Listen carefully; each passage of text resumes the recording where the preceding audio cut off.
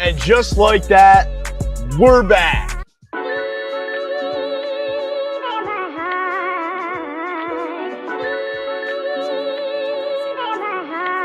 A16, turn me up.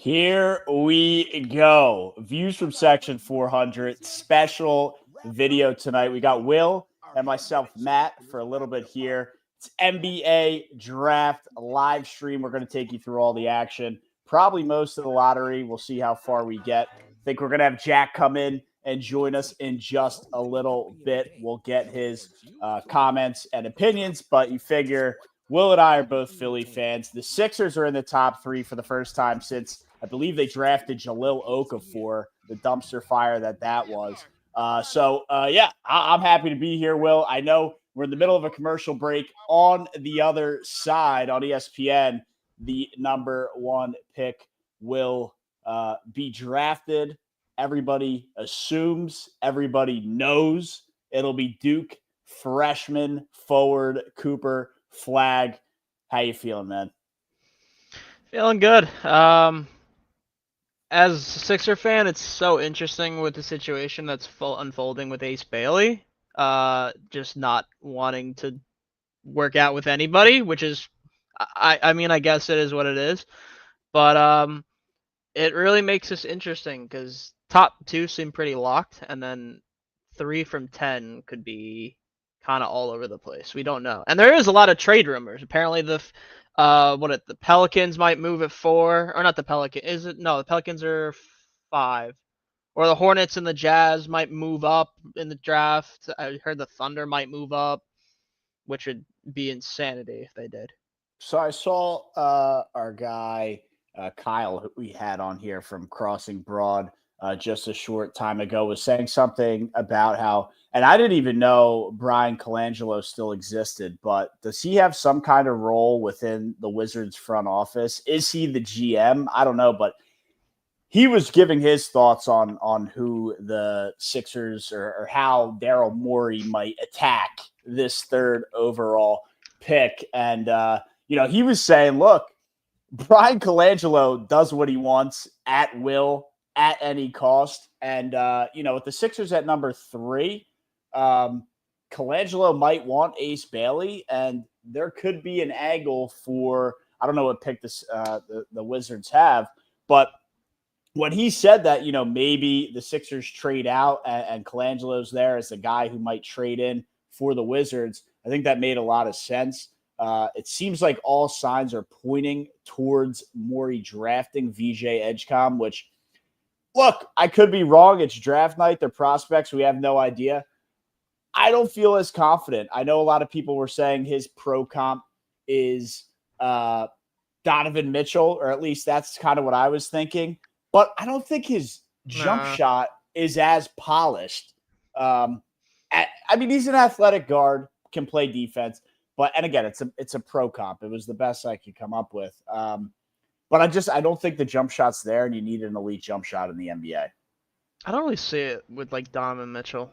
I don't know. That's just a weird comp. I was seeing people. I don't know. I just feel like Donovan Mitchell is just not that great of a defender. I mean, and also he's 6'3".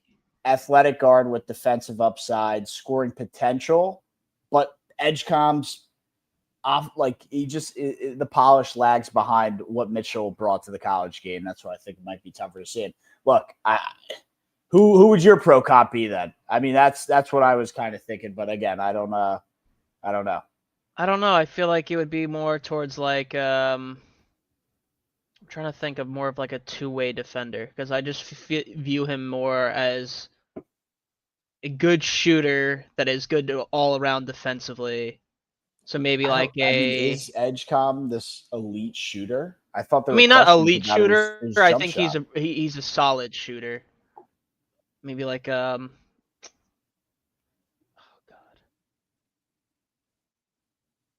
I don't know. He'll maybe, but I don't know. I feel like it's a weird comparison. We'll see. Look. I'm all for the elite shooters, and a guy who's going to be available for the Sixers at 3 is Cooper Flagg's teammate, Con Canupel, 6'5" freshman, elite shooter. The athleticism is going to be a question mark, and especially taking the jump to the NBA is that much more on display. But I really like just the hustle mindset. He's going to be a guy that comes in and gives it his all, 100% full force. And I think he creates space all over the floor. He can kind of be a plug-and-play wing. I think he is a way better Pat Connaughton. I mean, yeah, I could see that. I feel like, and again, pro comp to what I'm thinking, Con. And again, this guy will obviously be way better right now. Maybe a little bit of Desmond Bane. I could see the Desmond Bane. I could see that. I mean, whenever I don't know, I was thinking like Desmond Bane. I was thinking like, how tall is he? He's 6'5". He is 6'5". Okay, never mind. I don't know why JJ Redick comes to me, but JJ Redick is only like 6'2". So yeah, JJ was a bit shorter on that front. But look, I mean, is it official? Do we have? And again, I had my thing on mute here. Or is Adam Silver just going on a political rant, or are they about a draft? Alexander. No, is he congratulating OKC? Yeah, he's just congratulating OKC. As the 11th pick in the I draft. got you. Let me see if this is loud enough. His teammates spent countless hours in the gym, watching film and pushing themselves to be the very best. Yeah, Which I of the don't players drafted tonight will be the next key piece of a championship team. I gotta put comments. There we go. The lock for number one of NBA basketball, where every team is Cooper Flagg. Yes, we know this. This isn't. I have his pro comp as Jason Tatum 2.0. I mean, yeah, maybe a little bit more athletic, but I mean, versatile two-way wing, can take over a game. It's just I don't like. Not the most natural ball handler would be my biggest takeaway for Cooper Flagg. Other than that, and if you watch Tatum play, he's not the most natural ball handler either. But he doesn't have to be, and I don't think Cooper Flagg's going to have to be either. Tatum wasn't even a ball handler when he came into the league to begin with. That only solely happened when they got rid of like Kyrie, and then he slowly turned into like the number one option. Right. So I think that's a great comp right there. Is Jason Tatum? I mean, just the way they could take over a game and just want to be the guy with the ball. It's what I see. But again, Cooper Flagg 1, Dylan Harper. All eyes point to him at number 2. We haven't talked about him yet, but jumbo combo guard with a strong frame, high basketball IQ, the playmaking, ability to finish through contact, downhill scoring. I think that translates really well to NBA spacing. He has a 6'10" wingspan, so kind of offers multi-positional defensive versatility, can cover a couple different positions on the floor, and really be tough on the defensive side, which I think translates well to the NBA too. But, even though Rutgers also had Ace Bailey, he was the guy that kind of carried them throughout the season. So I like what Dylan Harper is. I like what he can be. And if I had to give a comp, again, height difference, I think here, but maybe a little bit Jalen Brunson-esque, crafty, high IQ guard, manipulates defenses with footwork and scoring versatility. I think Harper's size just gives him more of a ceiling. Yeah, I see him like that too, because he's all around good at like pretty much great at everything. And then is he listed as 6'5" or 6'6"? This says 6'5". This says 6'6". I thought I saw 6'6". I mean 6'5", 6'6". Tomato, Still tomato. They're gonna tall wear. for a guard either Yeah, way. definitely. Kind of like gives me like Jaylen Brown vibes, even as a better shooter, honestly, than Jaylen Brown. Maybe not. Maybe I'm not sure how good he is defensively, but it's so weird still to sit here and talk about two guys going 2 and 3 potentially from Rutgers out of all schools. But no, I mean it makes sense too. You pair him up with Wemby, which is just gross. Then you got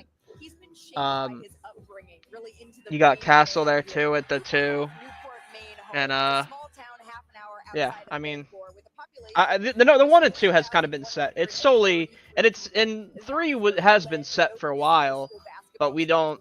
Well, it's kind of not. just changed. Well, no, it did everybody at on first. Twitter after the lottery, we all assumed it'd be Ace Bailey. We all fell in love with Ace Bailey, and Ace Bailey didn't fall in love with anybody. You know, they made a big hype about it with canceling the Sixers because they were there at number 3. But you know, we later found out. I don't think he worked out with anybody. He wasn't with No, anybody. he didn't. No. So, you know, it's who knows? Who knows what he's gonna do? We're let's see this draft order really quick because I think it is. Should have had this. Why does it do it like this? Why does it? It's just you can never just see the order. Okay, It always so like the you go to Hornets are at teams. 4.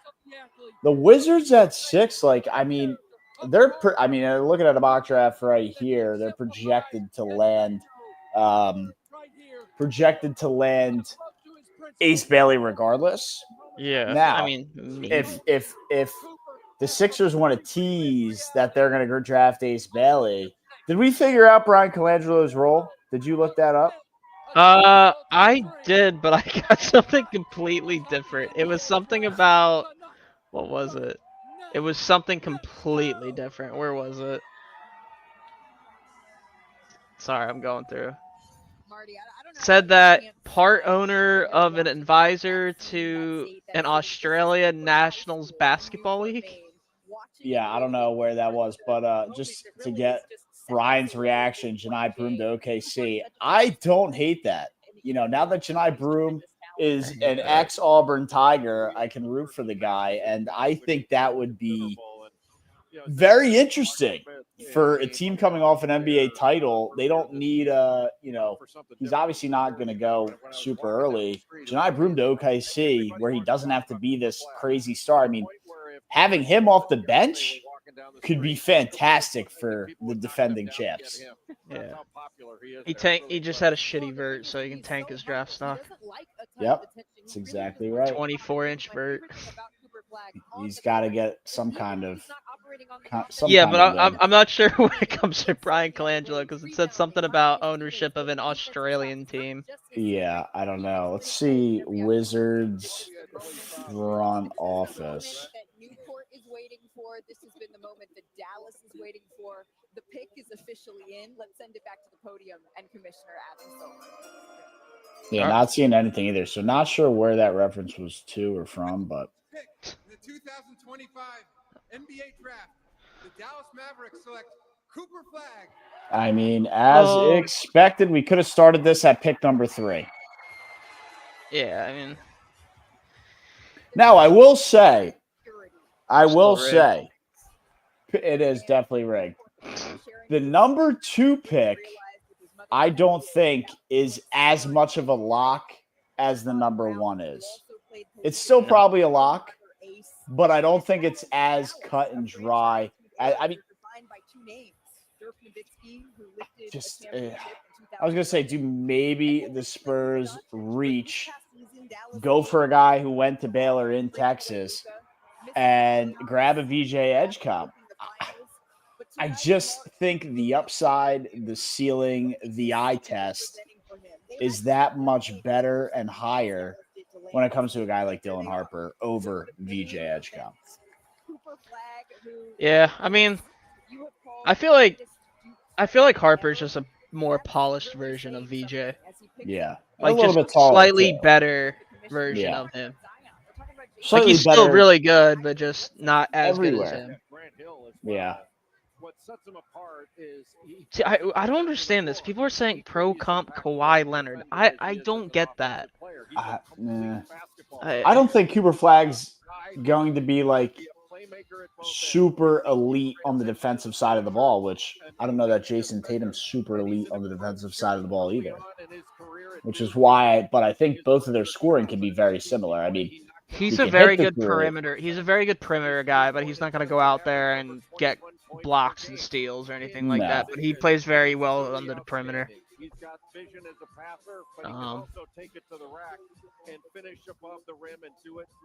I think he'll just be he'll make a really good like playmaker. I still feel like he can score in it always, and he can be a really good playmaker. I don't think he'll be as good defensively though. No, I don't think so either. That's the only thing. Like college, it's so hard to translate good defense if you don't have the size. And like, I mean, he's got decent size, but I didn't realize he's only 6'8". I honestly thought he was 6'10". I didn't realize he's only being listed as 6'8". Yeah, I thought he was a little taller than they're showing. But I don't know. Like half the time, these like heights have been so like jank. Like it said like Ace Bailey, everyone thought was 6'10", and then they had like the measure at the combine, and apparently it was 6'7" or 6'8". But then it's like, oh, that's their measurables with no shoes, and it's like, I'll never understand. Like, why are we gonna measure people with no shoes? They're gonna be playing no shoes. Why? What are we doing? So many players, it's been like that. Oh, I guess. And the pick is it. I mean, this is Dylan Harper. Other than Cooper Flag, I feel like Could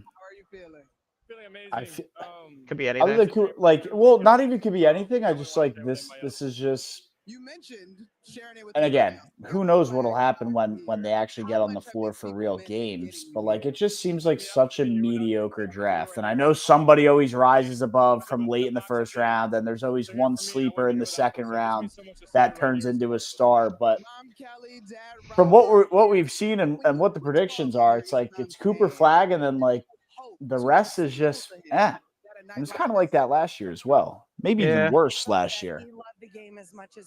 I kind of feel like it falls off after like Dylan Harper, Ace Bailey, BJ, Trey Johnson, Knoopel, and then and that's really about it. I mean, unless you want to talk about I'm going blank on his name because I can never pronounce it. The center on Duke. From Africa. I'm gonna be able to do that. Common. We're gonna call him Cayman. But even though I don't, but I don't really see him as much. Duke knows a thing or two, Jay, about drafting players number one. Just a 7'2" center. From Cameroon. He is from South Sudan. It was an NB joke. I guess. I guess it was kind of made sense. I mean, he's not far. No, he's not. Oh, look there. Yeah, look at there's Nico Harrison on his fucking phone. Oh, yeah, dude. That guy's right back to being the star. Yeah. Traded one franchise player, got awarded with another one. Yeah, he is. And you mentioned John Shire. Cooper Flag, there's the jersey already. Incredible. Oh, shut up. They go, oh, there's the jersey already. Yeah, come on. They had that jersey made 2 months ago. Yeah. That's the coachability, the unselfishness. When he realized There was somebody in the crowd that had it on. Yeah, of course. Someone already made one. Somebody already made one. Was already there with it. It's probably not even. They're probably selling them at the stadium already. They probably have a whole stock of them, and they were waiting for the draft pick to happen, and then just sell them immediately. Just sell them immediately. I agree. I don't see why you don't. You know, why not capitalize on making that money? In this moment, he just sells it, right? He's cool, he's calm, but he's grateful at the same time, I love everything about this young man and his family. Sharing this moment with his family. Still can't get over the Mavs trading away a franchise player and getting it rewarded with another franchise player. They have been deliberating with the number 2 pick, and their Just trade him to the What a Lakers. We joke. just want since they're gonna lose LeBron, just give us Luka on the Lakers so we can continue to get our good viewership, and we'll reward you with the number 1 overall pick. With the There we second go. pick in the 2025 NBA draft, the San Antonio Spurs select Dylan Harper. Yep. Okay. All right. Now the draft starts. Yep. Now it begins. Now Okay. for the unknown. So Yeah. what everybody had predicted, as you see Ace Bailey there standing and clapping for his former college teammate. This is all unexpected. We don't know now. Not We a knew clue. the number 1. We knew the number 2. Now, what the hell are we going to get? It's been VJ Edgecom rumored at 3 for months. When the lottery first happened, everybody was shipping, as the young kids like to call it, Ace Bailey to the Sixers. And look, he not only canceled with the Sixers, but he canceled with everybody else. Yeah, Which we saw in so mock weird. drafts. Does Daryl Morey flip around and say, you know what? I'm taking Ace Bailey? Does he trade the pick? Does he go where everybody thinks he's going to go in VJ Edgecom if he does make a selection? Let's jump through hypotheticals here. If he makes a selection, it's VJ Edgecom. If he's picking somebody, he's making a pick. He is going to use the selection at 3. It's Edgecom? I mean, I think it is. it's annoying because Ace Bailey is clearly the best player available, but solely because of this nonsense with just no workouts with anybody, he could just fall. Yeah. So VJ would be the safest one, and it's not like that big of a deal because VJ might just go 4 or 5 anyways. We'll see with Right. him. He's the next best. He would be the next best guard available. So either way, I think getting Ace Bailey is better too, anyways, because we need more forwards, not guards. Right. I would think the Ace Bailey play would be better. And look, not that it means anything, but Jay Billis best available. He has Ace Bailey at number 1. Yeah, I mean, and now he's headed to San Antonio, but he's with Monica McNabb. it just sucks. Just all I had to do was work out with teams. Not even maybe he interviewed with teams. We don't really know. Maybe he We just don't didn't know work out. what the whole thing is. But it is very bizarre. Man, I'm feeling everything, man. All the emotions mixed in one bucket. From crying to laughing to being happy, everything, man. Just feel everything, man. Those hats ain't it. Maria, he talks often. Is that his brother, Ron Harper? I think so, yeah. That guy didn't fare well in the NBA, or did he even get to the NBA? I think he's in the G League. Yeah, I mean, I remember he was an absolute stud at Rutgers. Day in, day out. You're headed to San See, Antonio. I think he's still. Organization that Is he on the boasts last Pistons? So both of these, and again, it was pretty consensus. We knew who was going 1 and 2. But the Sixers running this clock down a little bit, approaching 2.5 minutes. Well, there were rumors of them trading the pick. Apparently, Does he have people on the phone right now trying to wheel and deal? maybe. I remember when I first put this on, maybe like 45 minutes ago. They put Shams on, and Shams said it looks like they're not going to be moving the pick. So I mean, who knows? Daryl Morey could change his mind if he gets a good package. Because like I said, maybe the Wizards are trying to trade up to get Ace Bailey, but I don't know. I feel like they probably still stay put. Remember their stars, Joel Embiid, Paul George, and Tyrese Maxey. They only played. Yeah, I mean, look, under 2 minutes. He's got to be trying to wheel and deal a trade. last year, and that didn't pan At out. number 3, you usually kind of have a good idea of where you're going to go. Maxey is nicknamed the franchise, but really this still Yeah, starts Ron to Harper end for played Joel one Embiid. What are you one game on the expecting from him this Pistons last year. Well, I'm expecting them to try to, to go for it. Right? I guess This is so I guess he's on the watching G the League for the Celtics Pistons, right I now, they're think. blowing the whole thing up. Damian Lillard is out with I mean, the I don't wrist, think he so was that's drafted gonna high. help I think he was only drafted. I think he got drafted in the second round. For Philadelphia to capitalize on the moment, and they got to get this right with this number 3 pick. And they're really Right. A guy that's ready to play right now is gonna come in and be those fucking flashbacks of when we were constantly picking in the top 5. Here we are at 3. That's a good point to the injuries to the Eastern Conference here. It feels like there is a little Under a minute to go. Yeah. Is Daryl Morey awake? Injuries to the Milwaukee Bucks and the Wake up, Daryl. I didn't even Wake know up. this. I forget who it was, but I was seeing like videos on Twitter of the draft. I didn't even realize, I forget who it was. It was some guard that got drafted in like 2012, I think. He literally showed up late to the draft. They selected him. They didn't know where he was. He showed up late, and then like 5-6 picks later, in the middle of them announcing a different team's pick, he just walked up on stage and just started waving. Oh, I gotta figure out who was it. Oh, my phone's about to die. Oh, they Shit. got Bobby Marks on the screen. I connected with him on LinkedIn and tried to get him on the podcast. He viewed my LinkedIn profile, did not respond to the message. Bobby, big Left fan. on red.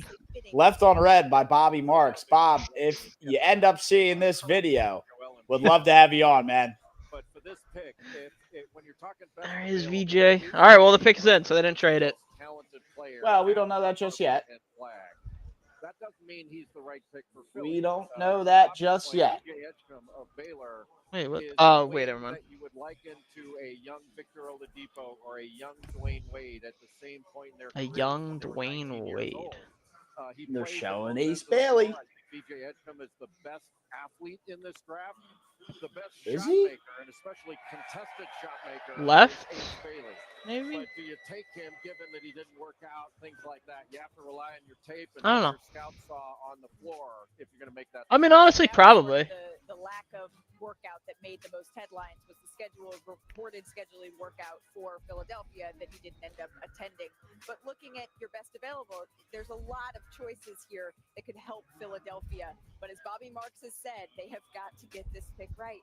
And that pick is in. Let's send it back All right. to NBA Commissioner Adam Silver with Philadelphia's selection. They absolutely have to get it right. Yeah. Let's see. With the 3rd pick in the 2025 NBA Draft, the Philadelphia 76ers select VJ Edgecombe. So, All right. that's what we thought. That's what we got.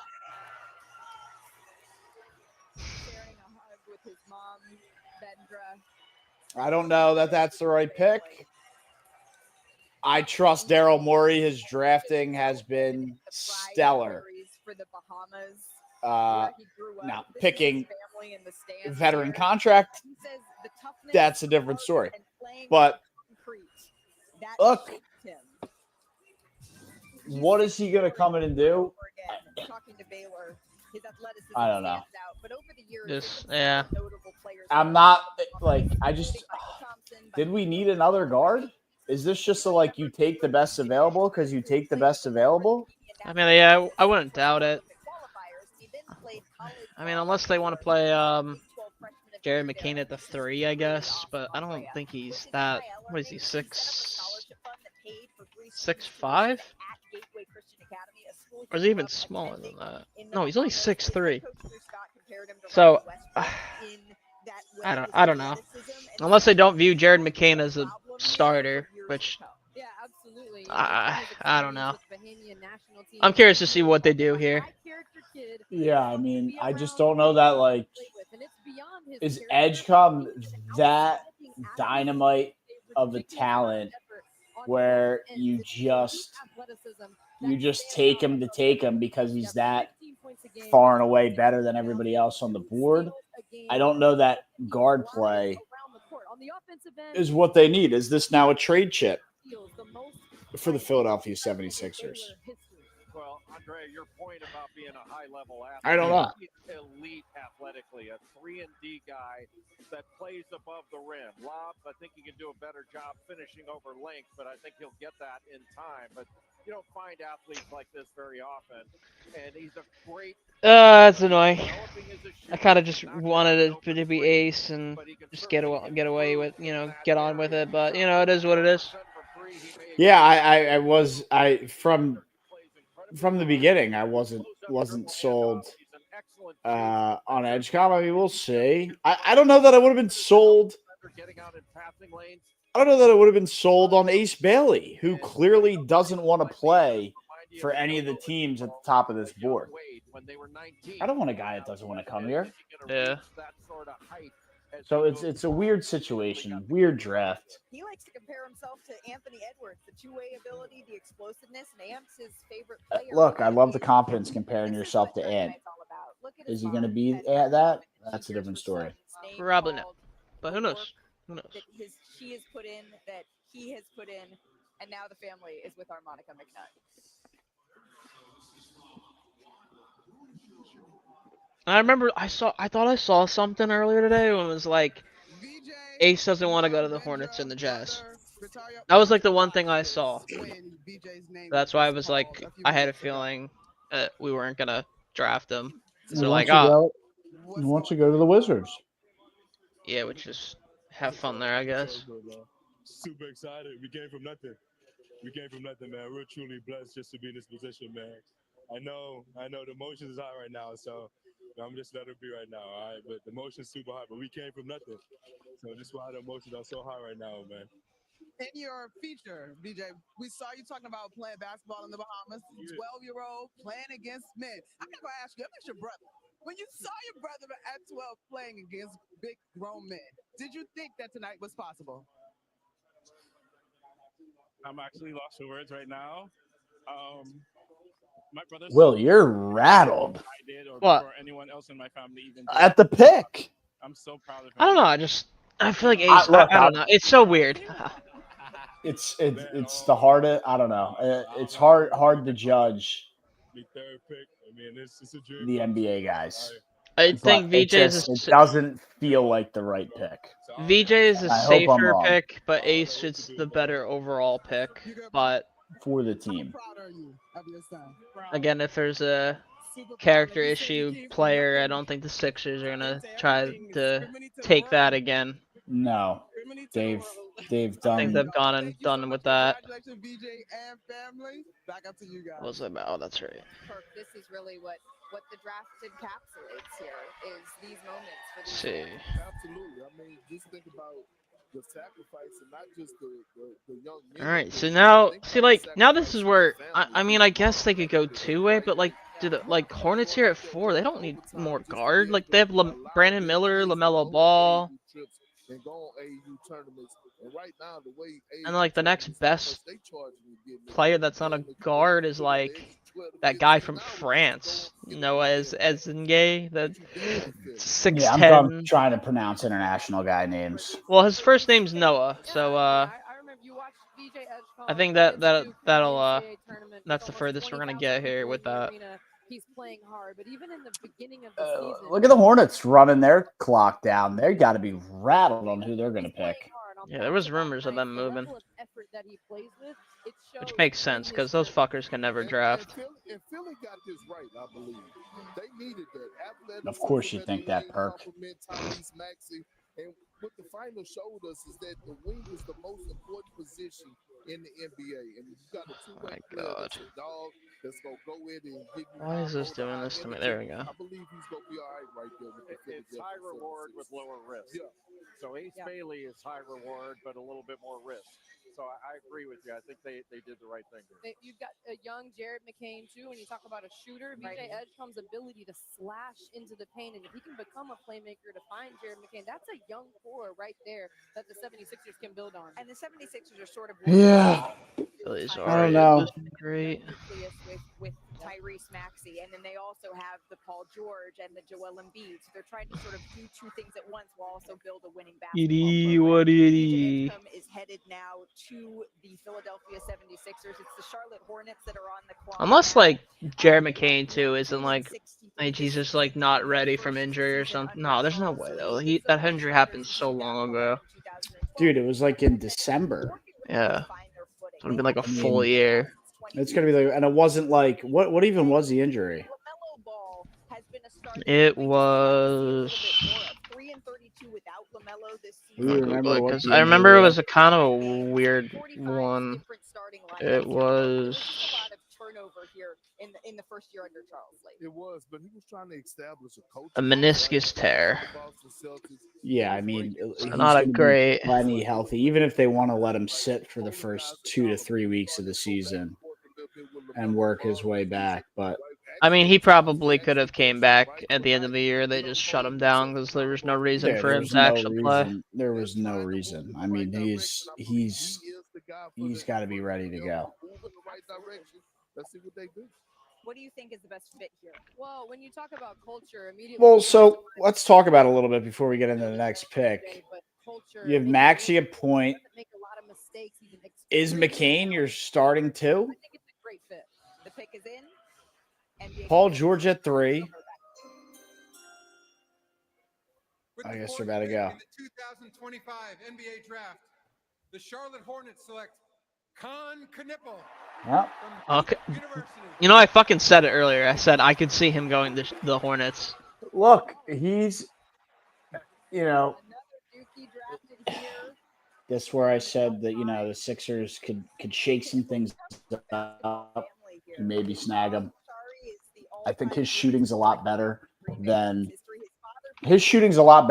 Edgecombe's shooting. I think, and Yeah. His dad, Con, and his 3 uncles, Clint, Clay, I don't know. they're known as the Flying It is Knipple what it is. after they won a 3-on-3 tournament. And Let's Cooper says see. that Con is the hardest player for him to defend in practice.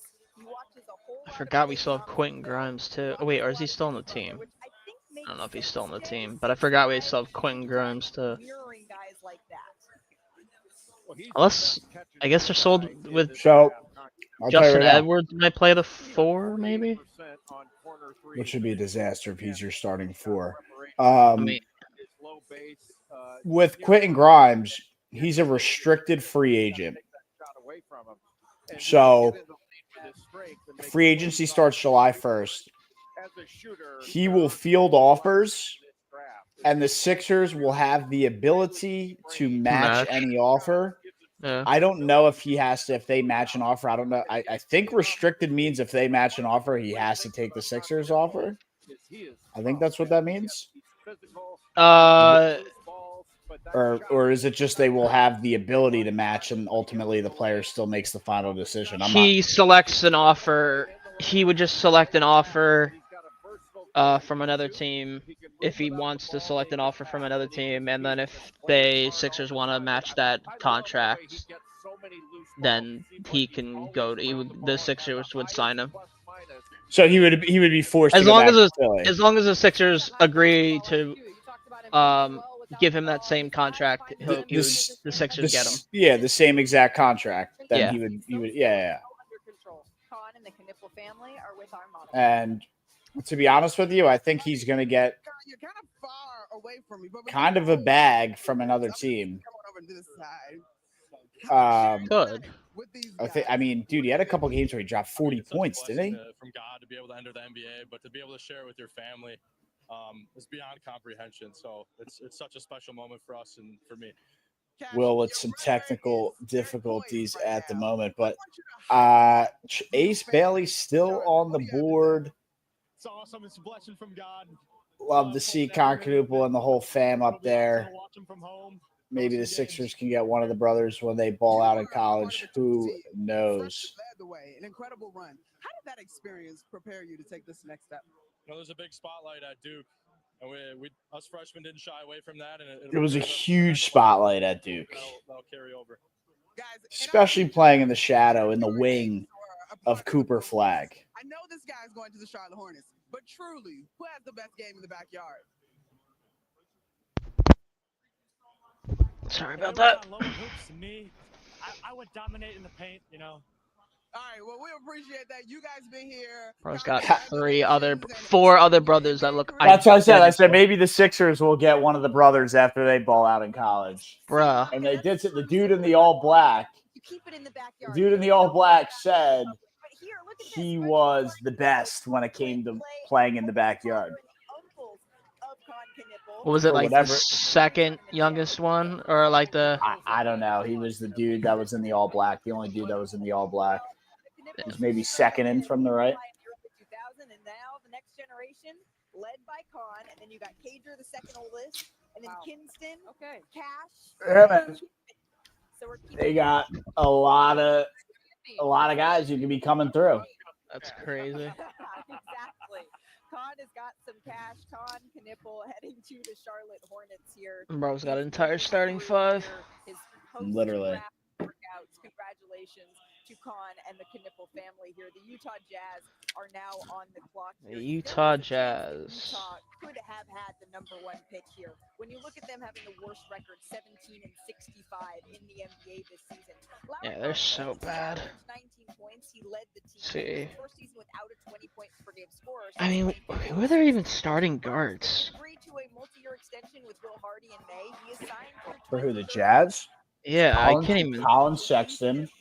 this next Is Jordan Clarkson still there? So they have Isaiah Collier, Colin Sexton. They have Keontae George, who I fucking hate. Why do you hate Keontae George? Dude, it's just like every time I bet on like Sexton and like last year, Keontae starts George going would off. just be no. He would just ball hawk. Like I need Sexton to get points, and Keontae George is just like not getting rid of the ball, holding on to it every fucking possession, and bricking everything. I'm like, just stop, please. That is fantastic. Oh, it drove me so mad. Trey Johnson, another outstanding shooter out of Texas. So yeah, it's Isaiah Collier, Colin Sexton. Yeah, they still do have Jordan Clarkson. I guess they have Collier as their point guard, Left-hander, really which he versatile sucks too. defender. There are a lot of ways they could go here, but the most talented player on the board right now is Ace Bailey. I was gonna say, it sounds like. So I mean, let's see. Well, yeah, when you've got a lot of scoring options, Ace Bailey certainly has the highest ceiling because. Of Yeah, but I don't see them going Ace Bailey. I don't really need a forward here. An electric shooter from all spots and off the dribble. Do they really need a guard? When you talk about scoring in Utah, I mean, they kind of need like a true point. Like they have plenty of guys that can play the two. Trey Johnson in the green room right now. Colin Sexton is like the true point. Has been initiated into this I think. NBA brotherhood. Yeah, I mean, like, Bailey as well. There's been so much made. I think maybe a little bit too much. I think he's a. You know, they have what? Laurie Markkinen would be where Ace Bailey would play, so Ace wouldn't start right away. Alright, Markkinen plays. I guess he would be playing the 4, and John. No, Yeah, John Markkinen- Collins is more the 4. Yeah, Markkinen would be the 3, but here we go. The commissioner's back. With the 5th pick in the 2025 NBA draft, the Utah Jazz select Arius Ace Bailey from Rutgers University. All right. Well, With Ace Bailey was never about his talent, but simply where would the Big Ten All-Freshman selection end? there's that. And now we know. The Utah Jazz. Both of his parents, Richard and Ramika, they both played.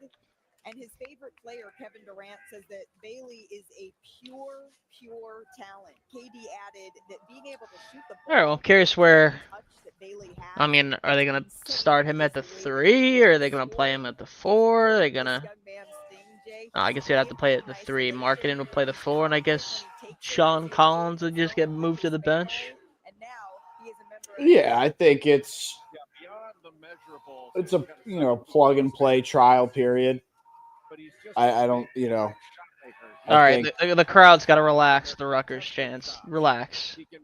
It is in Brooklyn, right? So they're probably going nuts. Oh, they must have yelled "RU" about 30 times in like a minute. I mean, here's a bit of trivia that I don't know the answer to, and maybe it's never happened before. But when's the last time 2 Rutgers players went in the top 5 of the NBA draft. There's no way it ever has. I can't imagine. Seems like it hasn't happened ever, but There's no way. He had 38. Probably his best game was that 38-point game. I mean, you barely see even 2 players go in the top 5. I mean, I know it just happened in this draft, but even like in the SEC, you barely see it like 2 players going to the top 5 on the same team. It's weird. Hold on, I want to wash my hands real quick. There you go. Also, too, I'm trying to find his shot selection, his playmaking, and I think NBA. Because another thing that is annoying, after Harper and Flag, I want to look up contract situations because that's the one thing I don't know. With Dylan Harper and Ace Bailey, and she asked Dylan Harper how to describe Ace Bailey's game, and he said, Let's see. it's like playing a video game. The types of moves that he can make, it's like pressing a button on your controller. That's how effortlessly Ace Bailey scores. Yeah, he's Oh, so John Collins is a free agent. Okay. Ace, you Let's see. on a night with questions about your pre-draft Team process. cap.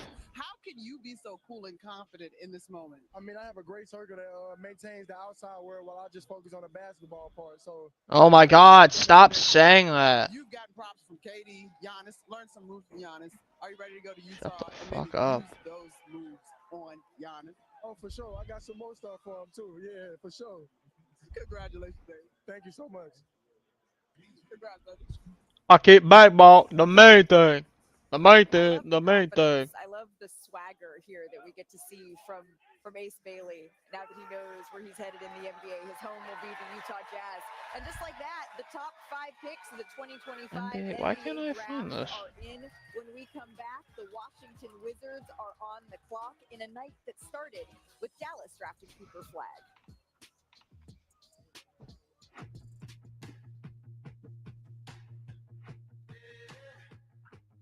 Let's see. Teams. Oh, here it is. Multi-year cap. This is what I wanted to look at.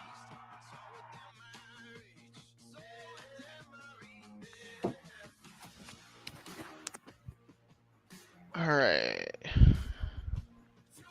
So what's the Sixers situation? There we go. This is what I wanted to look at. What's that? Well, I keep forgetting that we're not really through free agency at the moment. So there's like I didn't realize John Collins is a free agent. That's kind of why they picked him there. Oh, see all the free agents available. Yeah. Well, I was gonna do it by team. So like Sixers, obviously Kelly Oubre has. I'm not sure if this means it's an option or if he's a free agent. Dang, your score is higher than a giraffe on a pogo stick. No, I think he's a free agent. Plus, I build credit through everyday purchases. Oh no, he's an unrestricted free agent 2026. So Kelly. Fee-free banking and early access to your pay. Yeah, so the only person that's a free, really, the only person that's a free agent on the Sixers is what's his name that we were just talking about? Quentin Grimes. Yeah.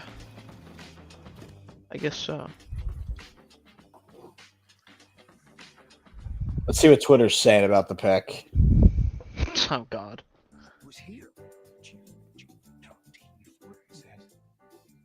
Oh, these are player options. Got it. Okay, no, never mind. It's a car that stops short of amazing. Yeah, Quinn Grimes is an RFA. Lowry's an unrestricted free agent. Eric Gordon has a player option. Andre Drummond has a player option, and Kelly Oubre have a player option. And then I totally forgot Lonnie Walker was on the Sixers. My God. Club option for him. Justin Edwards club option. And fucking Yabusele with a fucking UFA. What were the Jazz? What's the Jazz situation?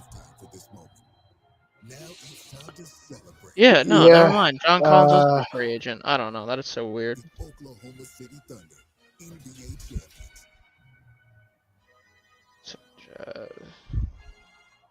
Oh, he's an unrestricted free agent in 2026. So yeah, no, that's interesting. Available now at NBA Store. What is? A history of winning started with the 65 Gators losing steam, losing sweat. We've identified the problem. What is the solution? A drink scientifically Okay, Brandon Miller designed listed as a to 3 here. so they could sweat more, win more, Okay, that's interesting. and change the game forever. Boom, boom, boom, boom, bam. Naturally, we called our stuff Gatorade. The fact that Miles Bridges is making $22 million this year is depressing. Can save a game. Oh my goodness gracious! A well-timed body check can save your life. So per Jeff Teague, the Sixers already have a player that's better than Ace Bailey. His name is Justin Edwards. I saw that. Yeah. And about available cancer. Interesting. It could be. Interesting. Oh, wait, where is it? Body checked against cancer. AstraZeneca is the official partner of Hockey Fights Cancer.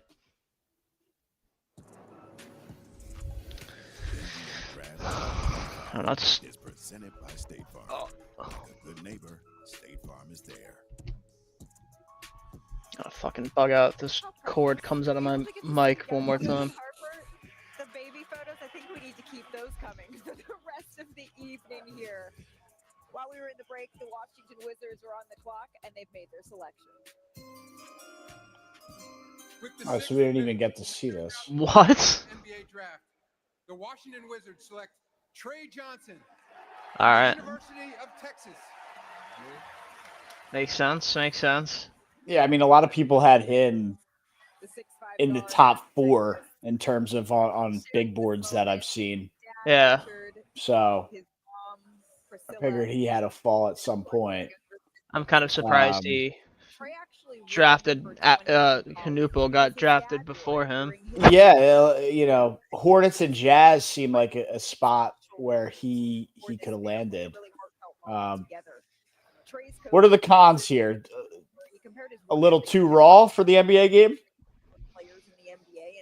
Yeah, I mean, I feel like he's got like pretty good potential, but he's still very, very raw at the moment. That's very interesting. 19.9, so basically 20 points per game last year. Led Division I freshman. What are the cons? Because he wears shorts or he's wearing a skirt? Jeez. That's crazy. He just said he was inefficient in some games, which I don't really get because he shot nearly 40% from 3, 43%. Yeah, wow. Basically 20 points per game, 40% from 3. Elite shooter. I think he's just not very good defensively. I think defensively, if the offense is there, they don't draft because of defense in the NBA. Yeah. They don't draft because of scoring. I mean, I think there's like a rawness to his game that I think teams maybe. I mean, he looks unbelievable. Yeah. Still figuring out how to score efficiently inside the arc, leaning heavily on his ability to make tough shots while looking unengaged at times defensively. Raised question about how he impacts winning on nights when his jumper isn't falling. So they just said that he's not as good defensively and relies on his jumper too much, which I guess, but I don't know. I feel like that's just a dumb thing to knock. I mean, if you want to sit here and say inconsistencies, sure, but when I look at Trey Johnson, I see a lot of Chris Middleton. The way that he's able to create off right. the dribble, get inspiration, All right. in the lane. So right now, okay, so now this is the part of the draft where I have absolutely no fucking clue who could go where. This is kind of like when it like really falls off, in my opinion. Yeah, I'm not 100% sure either. I don't even know. Is this darts at the dartboard range? just knowing how hard I work. Most Yeah, we're definitely how getting there. consistent I am don't with even it. know anything And about this I'm a French English major, guy. and I'm French used to guy being in jail Noah. and putting in those hours. And it's so long been He's the translating. international guy. And then I did hear some nice things about the dude from Illinois. I'm not even gonna try to pronounce his name. I mean, he deserves it. This was my dream 20 years So ago. he was 12 in the Euro Cup in 18 games, 12 points, I'm just glad and honored to 1.5 have a son steals, that, you know, wanted to represent his father. 5.5 rebounds, 73% from the free throw line. He tried to lie on his He age. can't hit threes. He shot 56 inside the arc. Okay, so he's just a true He's been there the whole way, and it's like we both paint drafted right now. Outstanding, guys. paint beast. Actually, I can't even say paint beast, but just a true guy in the paint. And he's only 6'8", so that's interesting. Congratulations to the entire Johnson And then we family have, here. I think you're talking. Oh God. Into the conversation because Jonathan, I understand Bing you're bop, going to bing I'm gonna bop, call him bing bop. Casper. How about that? Because he looks like Casper. Malika, Ace Bailey did not work out for a single NBA team. He's the only U.S. prospect that declined to do so. This was not one of his preferred destinations, Utah. He was hoping to get to either Washington, New Orleans, or Brooklyn. The Utah Jazz selected Ace Bailey knowing that. This is a little bit of a stunner, but if you think about it, this is an outstanding place for Ace Bailey. They have a wide open wing. Yeah, he does not look happy Huge need for a star at all. I mean, the hat, the way he's wearing the hat is ridiculous. in an outstanding situation with the Utah Jazz. It just shows you Look at that. control in this process. It's on the back of his head and sideways. I mean, half the time their hair is so long that they can't even put the hat on because they have just so much hair. Jonathan, thank you. I mean, considering the talent that Ace Bailey has, Yeah, it's ridiculous. He does not look happy. That Bobby Marks, he's back. when you're hearing that, okay, maybe this wasn't a player's preferred. Let's see. Come on, Bobby, you're not too good for the views from section 400. Only shot 32% from three. Okay.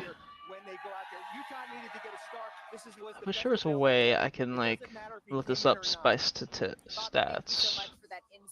Again, Ace Bailey headed to the Utah Jazz here. I feel like there's a few guys in this draft that have like upside that are going later in the draft. Like where is what's his name from Utah has a hell of a fan base. I mean, he's not. I love Mark Sears, but he's too undersized. Fucking 5'11", but who knows? Maybe he can pull up little Isaiah. Yeah, he's in this draft. Oh, yeah. Only problem is he's so small. He's only 5'11". See, this is what I don't understand. It says on ESPN when I click on his player profile, it says 5'11", 183. But when I click on his actual ESPN, it says 6'1", 190. So I don't know what. It's annoying. I don't know. But of the game. This is just really fun to talk to as a coach. The pick train is keeping on moving though. The New Orleans like Caleb Love, I forgot about Caleb Love. What did not? Let's send it back to the podium and once again. Why is he so far down the draft? That's kind of interesting. Not that good. Well, the seventh pick in the 2025 yeah. NBA draft, the New Orleans Pelicans select Jeremiah Fears from the University of Oklahoma. All right. I remember watching him play a little bit. I had Oklahoma -11 against Georgia Tech early in the year. And they were down like by 10 in the first half, and he led a monster comeback in the second half to cover the 11-point spread. Jeremiah Fears, all-time GOAT. Yeah, he is pretty nice. I think he's. Let's see. Oh, there was one. Dude, what? The ESPN. There we go. Fuck. He said, Andrea, that he's going to remember every single person that was drafted before him. Make strides with this frame. Yeah, the only thing they knock him for is small frame, not great defensively. That's the only like negative to him. Which I'm not going to be too mad about a point guard that doesn't play good defensively. any time. He's fast. Also, his three-point shooting's a little. And we have seen how valuable scoring point guards are in the 28% Yeah, he had from 6 3. games of 25 or more in a game, and 5 of those came against top 25 teams. He led Oklahoma in scoring, assists, and steals. Great speed with the ball. And Oh yeah, that's right. He excellent did. handle Jesus, and he at dynamic 1.6 in steals per game situations. Very productive. Uses his for him body too. That's well nice for to get a into smaller the lane guard. and get fouled. Can that translate to the NBA where he shoots as many free throws?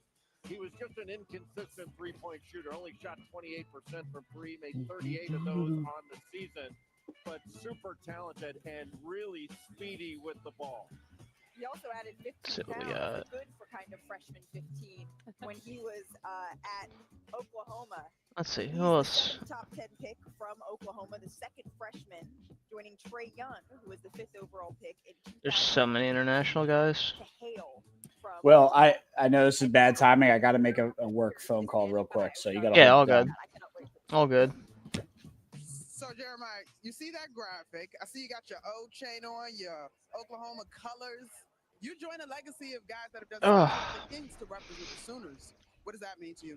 Man, it means the world to me. Just being able to kind of Oh go out shit, here I and show didn't the put that. world what Oklahoma basketball can bring and continuing to take steps in the right direction. Obviously, you were just drafted in the NBA, but you also play baseball. You also play football. How do you think your experience playing multiple sports is going to help you? I think it'll just help me overall in the long run. I think that it'll help me as well as far as IQ wise and just continuing to be the person I am. Well, Jeremiah, enjoy the night. Congratulations. Thank you. Look at his mom reacting here. Special. It's just so moving to see the work that all of these parents have put in, to see the work that all of these families have put in. And you know, this is something where every year we get to witness dreams being realized and lives changing in real time. It's really something. It's why I always say it's one of my favorite days of the year, is because of things like this, and relationships like this, bonds like this. That's real pride on Trent. Yeah, it's special. And, you know, she has watched her son achieve so many things, and he has the ability to take over games. So when you talk about a 31 points, 12 of 12 from the free throw line against Missouri, 27 and 10 on the road against Mississippi State. Jay, you called the SEC tournament, did you not? Yep. Remember the game against Kentucky? They're battling back. I know they ended up losing that game, but he scored 10 points in the final minute and a half to get them back in that game and send it to overtime.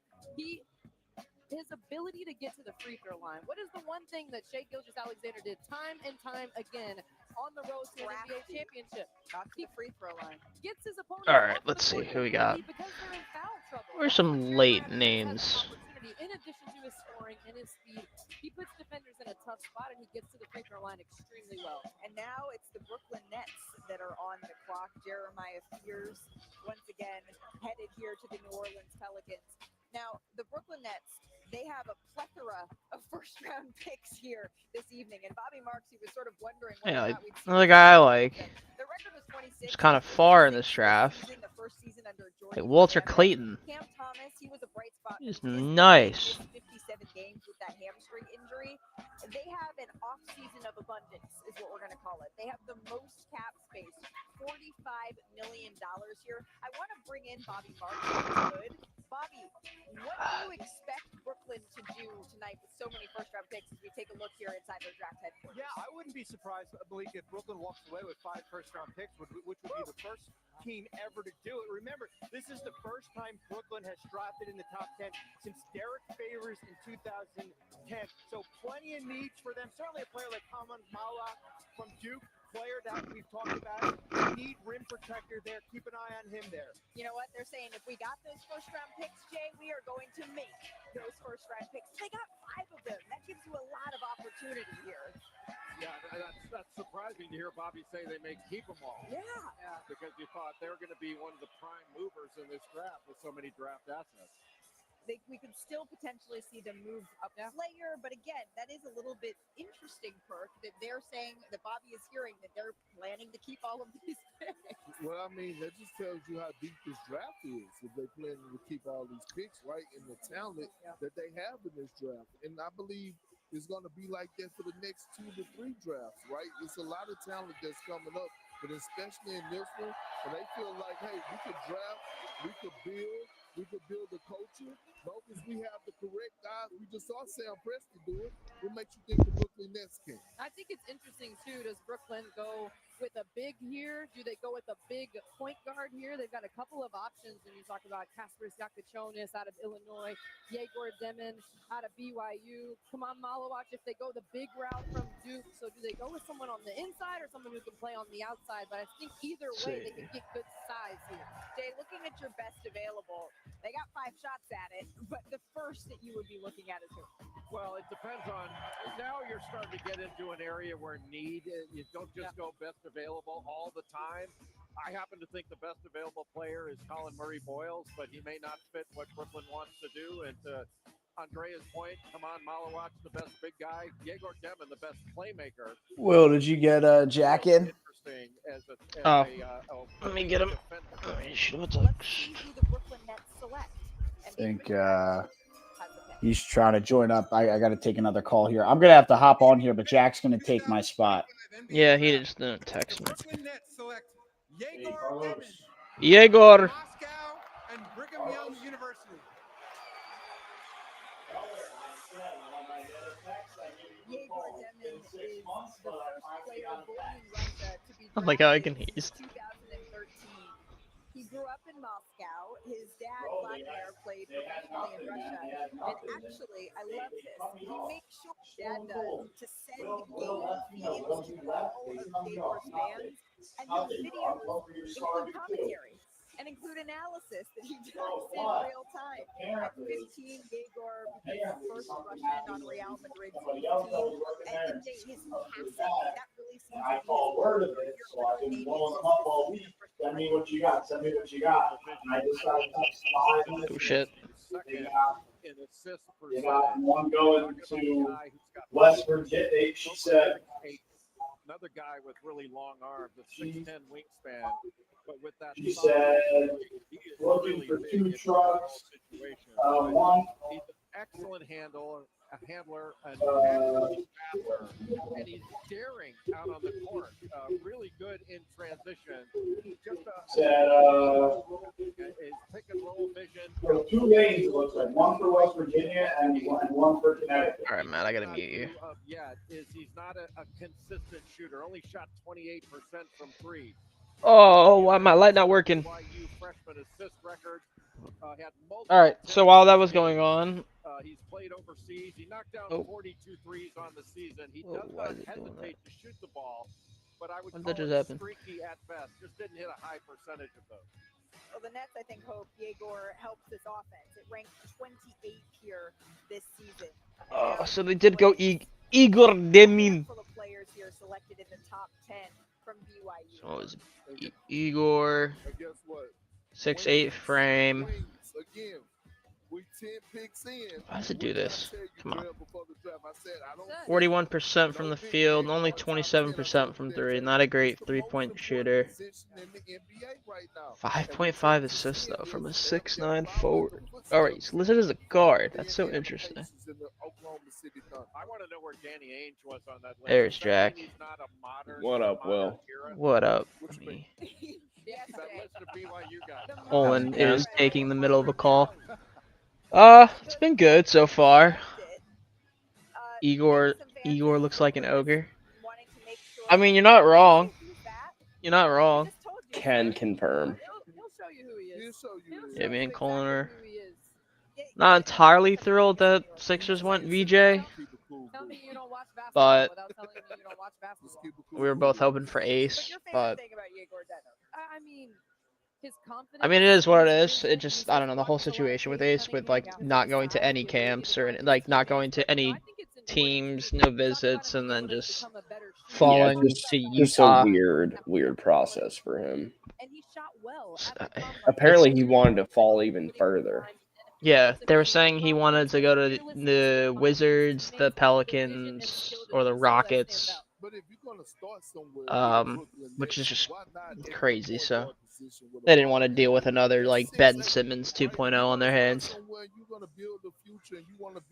Where's this guy? Where's he from? Again, their offense near the bottom of the league in the NBA, 28th last season. Doesn't even So looking say. to be able to build on that with that vision. Igor that Demin. was talking about. Now we turn the page to the Toronto Raptors, who are on the clock. Let's check in on their season. Just But I remind mean, this draft is kind of gone as sort of as expected. The only one that kind of shocked me was Knupu going to the Hornets, but the Hornets like to kind of do weird things, so that makes sense. trade with the Pelicans. He missed every game after the trade with an ankle injury. RJ Barrett, a little bit more of a bright spot. Wow, I totally forgot Brandon Ingram is on the Raptors now too. This team. They missed the playoffs for the third straight season. They've lost. So who do we have left now? Man, they've been collecting some interesting players. Yeah, they have a weird. They have like such a weird team now. What is? Now I feel like here's the moment when we're about to see a big man. This is the only thing I hate with the NBA draft, because like you can't tell. Sometimes they don't tell you like which players are still active on the team, because some of them are free agents and you don't know, because we haven't had free agency yet. Somebody that's gonna anchor that middle. Yeah. Let's see. So the wings are good. The wings are taken care of. Yeah, all You're a flats. wing we fan. good. Yeah. We good. All flats. The Raptors, though, their defense had a huge. They still have Scotty Barnes, Bi, Quickly, RJ, Jakob Pertl. Yeah, and I mean, They if have you're anyone that's a looking free for a agent? defensive big man that's a presence in the lane at both ends of the floor, it's come on. No, Chris Boucher. He would be the next best available big So man. what? They're gonna draft a guard here? An offensive rebounder, really good lob threat. And a guy who is tied Quickly, I mean, Quickly, I guess, is their starting point. Yeah, absolutely. And their current two is RJ with Bi at the 3, Scotty Barnes at the 4. Unless they draft the center from Duke, Kamen, Common. Didn't Scotty Barnes get moved? No, I don't think he got moved. He's still in the Raptors. What do you think in terms Let me of double check. expectations for the Raptors this season? Obviously, looking at the numbers, Scotty I feel like Barnes he got has moved. all for the Raptors this year. They're looking in an Eastern Conference that is wide open. I would imagine this is the time to try to kind of get back in the mix. Absolutely. No, he's still on the team. You know, with a healthy Brandon What is Ingram, right? You still have RJ Barrett. I mean, Unless they're trying to move him, but it says they can't move him until. Hey, let me double check this now. But he's a great guy, great coach. He has the attention and ears of that locker. Matt just dipped. Yeah, he was in the middle of a work call real quick. He had to go into a work call, so he left like a few minutes ago. Fair enough. I don't know. I hope, because I mute. Was he in here? Because I muted his mic. I don't know if he rejoined because he couldn't hear us. The next one up is probably Colin Murray Boyles. He'll figure it out. South Carolina, left-hander. I had to mute him because I kept hearing him in the background. I mean, completely underrated. I wouldn't call Yeah, no, he's still in the Raptors, but in the lane, finishing around the basket, and just knows how to play. I mean, I'm a huge fan of I don't know. Colin Murray. Right now, we're getting to the point where I have no fucking clue. Who's gonna get taken? Yeah, it's kind of like I mean, I knew like you obviously Cooper Flag, Dylan Harper, VJ, Knuble, Bailey, Trey Johnson, and then after like Trey Johnson, like Jeremiah Fears is good too, but now it's like we have Igor. Well, the two top guys that they're showing right now, Murray Boyles from South Carolina and Malawak from Duke. Both of them were very, very impressive this year.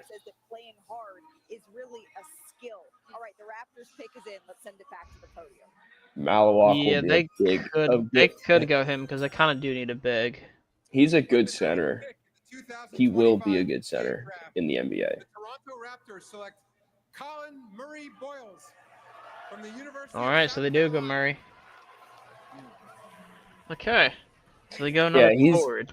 He's definitely the better all-around player. A little more versatile as a forward versus Malawak, who's definitely a center. And of course, a hug now with Chloe Kitts, his girlfriend in South Carolina. It's funny because it kind of reminds me of like a Scotty Barnes type player. I love this, Andrea. I love this about this family. Not a great three-point shooter, but Scotty Barnes was so thin when he came into the league, though. This is a thick boy. I can't even. CMB is a big boy.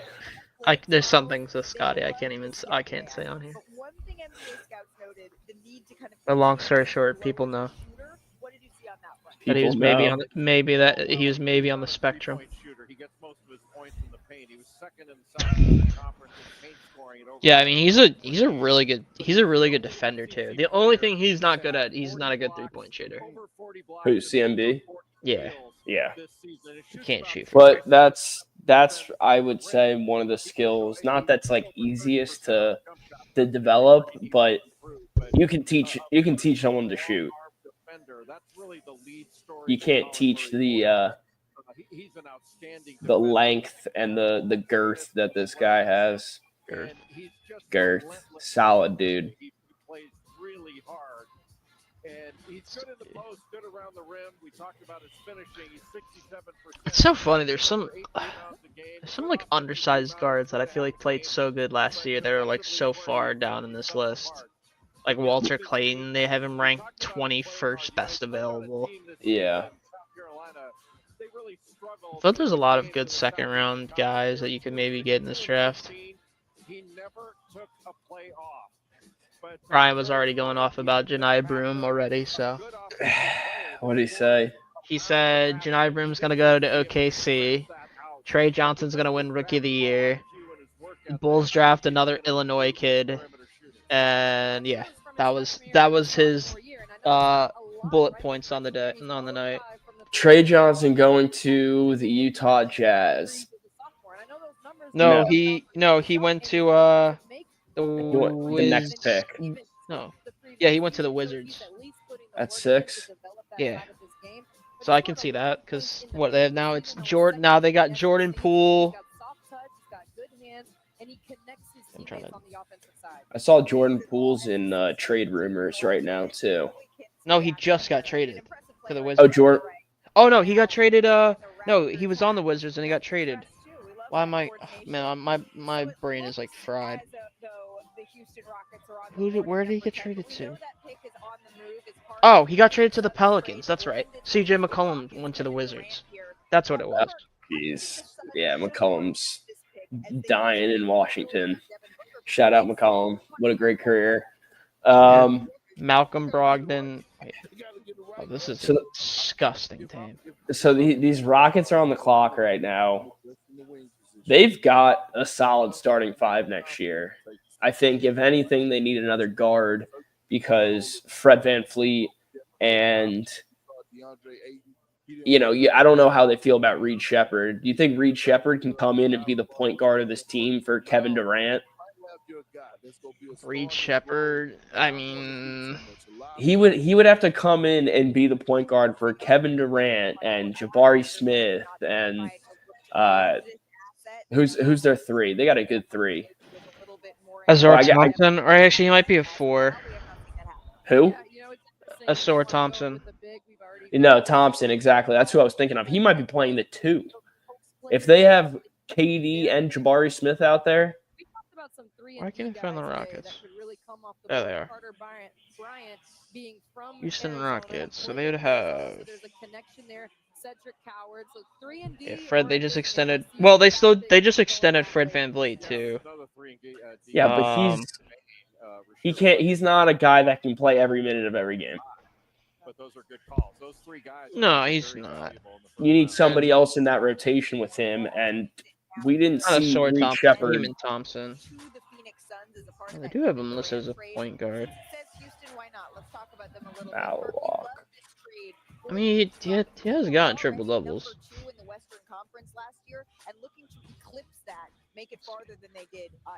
Yeah, this Wizards team is awful. I forgot they have Chris Middleton. Yeah, CJ McCollum, Marcus Smart, Chris Middleton, Bilal Coulibaly, Alex Sarr. What an awful team. I mean, shit. Brian's right. He could win. He could get Rookie of the Year. Except I feel like with Cooper Flag, they're gonna, give him every. Oh wait, I didn't see this. Right, so you got the experience at the point guard.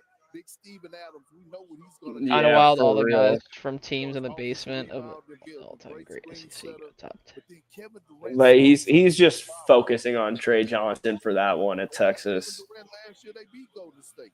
Point blank period. All right, they needed. That's what I was saying. There was a lot of guards that are going late. They were one of the worst three-point shooting teams in the NBA last season, and now Kevin Durant goes to a situation. Well, Mark Sears is small. Like, he's an undersized. That's the only reason why they don't want to draft him, solely because he's like 6 foot. Friends with Kevin Durant, so they're going to hold Kevin Durant to a certain level and hold him accountable. I thought there was something in here where I can show the chat. KD is going to crush the offensive rebounding numbers because he's going to make shots. They're not going to have as many offensive rebound opportunities. Where is it? I Some thought. of this up close. You were calling games in the NBA this year as well. Jay wears every single hat that That's we what it is. have here at ESPN. Yeah, I was saying that. There's a lot of good guys in this draft that are going to fall. Yeah, I'm definitely curious to see where guys like Walter Clayton and Janai Broom go. You know, guys who were in the Final Four, in the finals. Walter Clayton, the reason Florida won the finals. It's just so interesting to see. You know, he was that guy in college basketball this year, and then here we come to the NBA draft, and just doesn't project out to be one of those guys. You know, that's where the best teams build is through the draft, and they have an opportunity right here. Teams so much focus on defense, and they just think he's undersized, so he's not going to be good defensively. Who's that? Like Walter, like a lot of the guards, like Walter Clayton, Spears.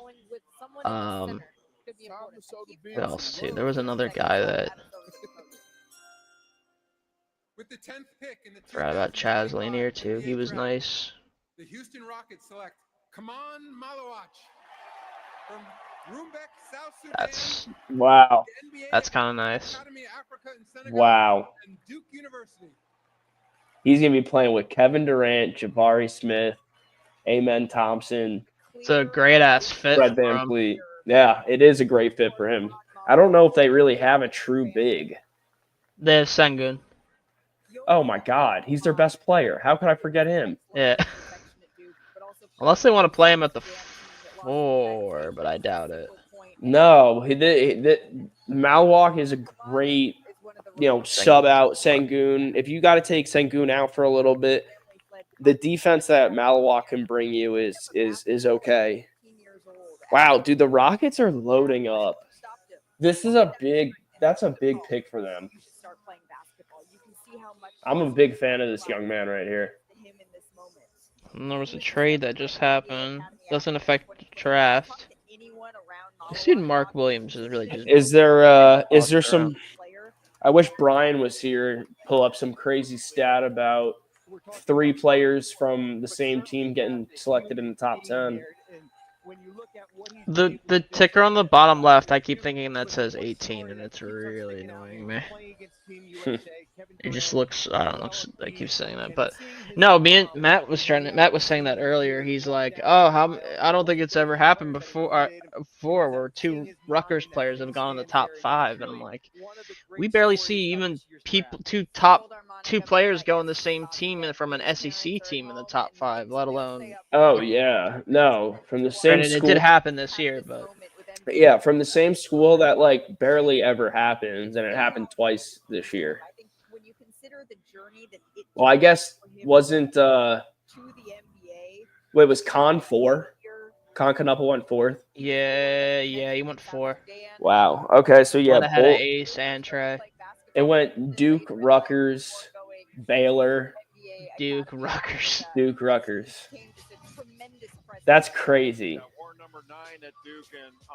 And then Duke added 5 first-round pick. The first 5 picks were between 3 different teams. Yeah, that's crazy. Also an excellent offensive rebounder. His offensive rebound percentage was close to 7. But also now factor in Malawach, who just got selected 10th overall. That's 3 players from one school in the top 10. There's no way that's ever happened before. Oh God, Brian. He's excellent as a pick and roll roller. You can just lob it up. They're not gonna do it, Brian.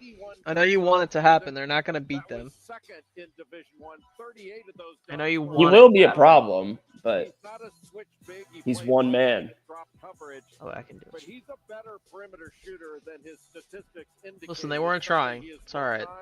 He looked very good on that at the combine and shooting drills. I think he's going to be able to stretch that out. Fucking South perhaps, Sudan. Maybe you don't trust it yet, but maybe reliable in time. Oh my god.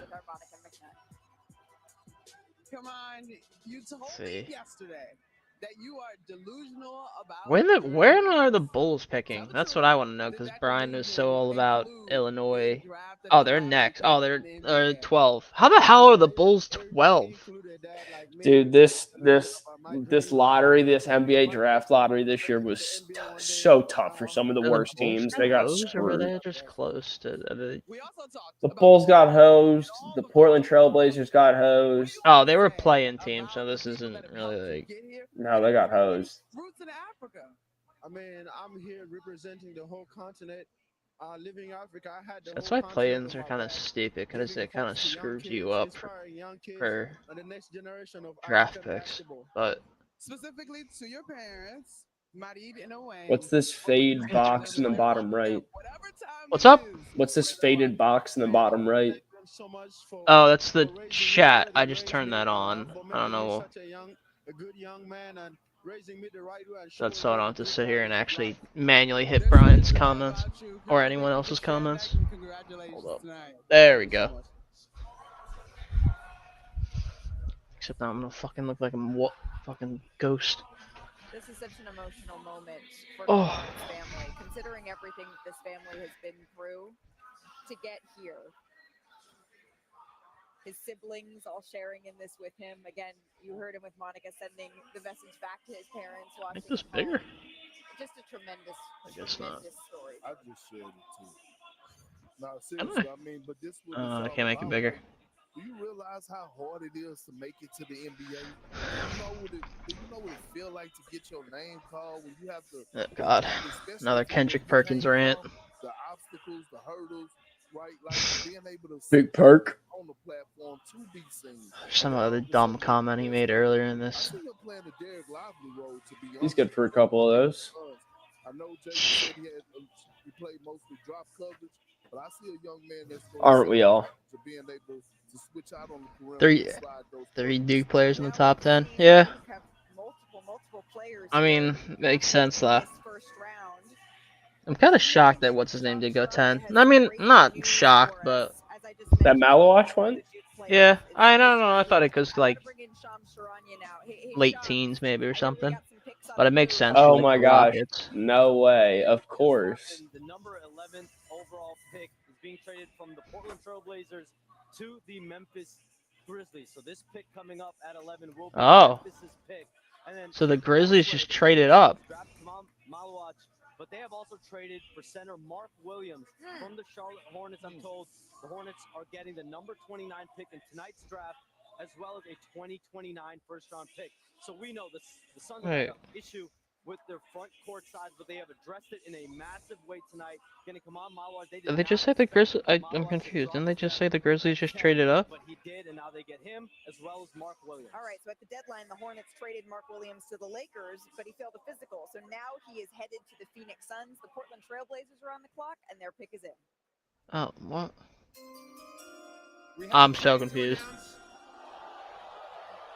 That was a trade. As part of a deal to be finalized later, the Houston Rockets are trading to the Phoenix Suns the draft rights to Kaman Malawatch, the 10th. Oh my gosh! What? And now, with the 11th pick in the 2025 NBA draft, the Portland Trailblazers select Cedric Coward from Washington State University. Yeah, don't care. Good for you, Cedric. Wow. So the Rockets drafted Malawatch and then immediately traded him to the Suns. Is that what happened? That's Because what this is happened. a trade too. He's not going to the Blazers. He's going to the Grizzlies. Even the man who recruited him. Right. I don't know why they word it like this. It's kind of annoying. To a Division III school here, but his journey didn't stop. For whatever reason, they don't word it. They just don't show that the team that traded for the pick is just drafting the player. They just show that it's originally the pick that and his draft It's still the original pick. I don't get why they do that, but Cedric Coward was a Wow. virtual unknown. but they said he's going to the Suns. Started out in Division 3. No, Malwatch, the dude. Yeah, who he's the- going to the Suns. is what He's I'm going to the saying. Suns. Last year because of a Huh. shoulder injury, but in those 6 games, This he had here, does this 3 come 20-point up? games. He also had a 30-point game against Northern Colorado. He was actually transferred. Yeah, to player Duke, rights traded to went into Phoenix. the draft. Okay. He could have 3 in Huh. the top 11. Wow. That's 4 in the top 11 interesting. gone there. It's really kind of remarkable. But he shot Are it they very showing well us in the combine. D? No. He's a 3 and D guy. He's got a 7'2" wingspan, Huh. a big-time vertical. He's an outstanding athlete, but prototype 3 and D. All right, so scratch all that we just said about him, because he's just going to the fucking Suns.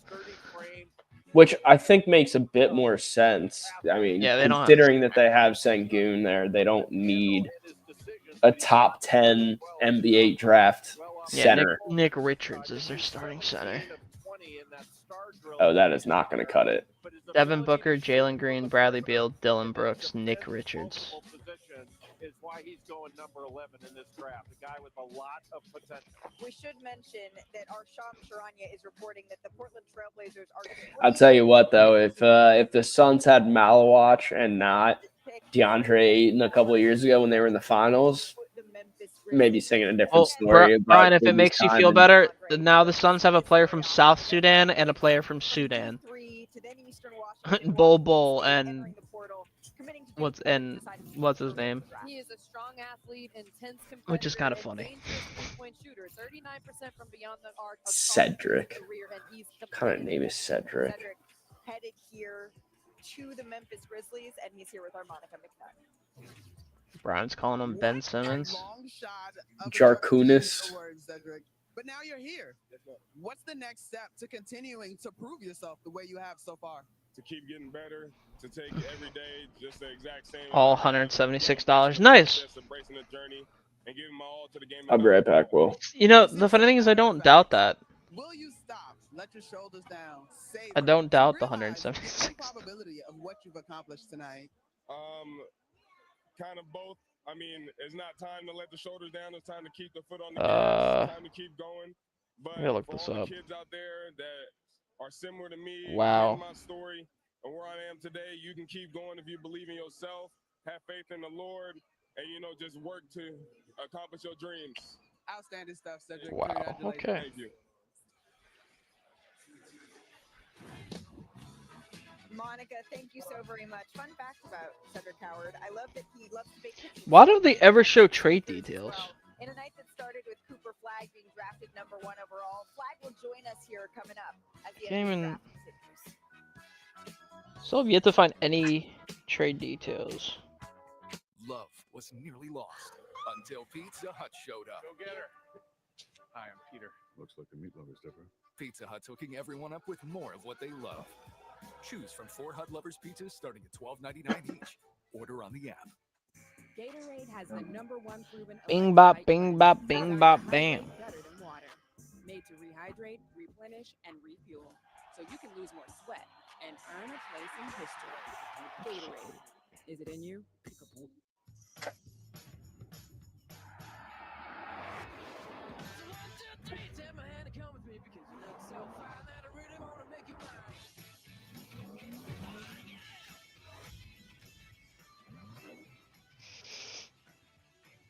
I'm right back during the commercial. Grizzlies get Cedric Coward. Portland gets 16, a first-round pick in 28, and 2 second-round picks. Okay. That makes sense. I was about to say, I'm like, yet to see any trade details about any of the 2 trades that just happened.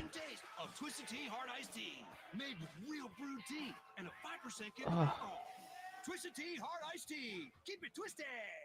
Karen's about to retire. So, Here's what's going into her retirement. we are up to There's us. She raised us on our own. this guy Noah from France, Brian who's completely sold on Casper going to the Bulls, She's a friend. Carter Bryant, Derek Queen, She's a teacher. another fucking big man from France. But she's not done. So many players from France now, it's kind of unbelievable. Yeah, they got big people out there, I guess. 6'11". fits your dry skin, I need to seal in moisture. CeraVe hydrates up to 10 layers deep and delivers 3 essential ceramides, helping restore Thomas Sorber, Liam McNeely, Jace Richardson. And now introducing new CeraVe There's a lot of international guys in this draft. We wreck cars. Nolan Traore. Because for 75 years, we've only had one plan. To make sure you keep yours. Oh. You know what they say about summer. The days are longer, the nights are warmer, and the lemonades are perfectly balanced with sweetness, tartness, and a delicious cold foam on top. What? Just me? Try our Sweet Top lemonades in 3 delicious flavors. Live free, eat Sonic. Fire it up. The all-new Dragon Flame Grilled Whopper is here at BK. Bold, juicy, flame grilled, and ready for adventure. Experience a new kind of flame at Burger King. How to Train Your Dragon. 2025 Only in NBA theaters. Draft. The Portland Trailblazers select Cedric Coward from Washington State University.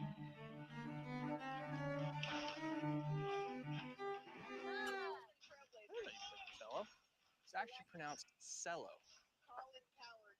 What? Excuse me? Malika Andrews said when Cedric Coward got drafted, she by accidentally said Colin Coward. Ask your provider for Cologuard. I hate to say it, but I think I'm 1,000% with Brian that the Bulls are going to draft this Jarkunis guy. He's a guard, right? Yeah.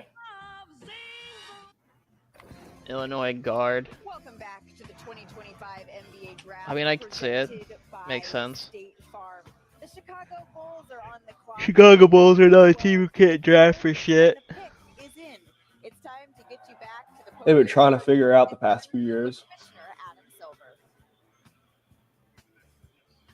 Matas Stybul, Kobe White. It's so weird to see a guy like that who can't shoot. He's from Lithuania. 12th pick in the 2025 He can, but NBA Draft. he's not a The great Chicago Bulls need. select Noah Essengay. Oh, Brian, there goes $176. Pay up, brother. Noah Essengay. That dude was not happy.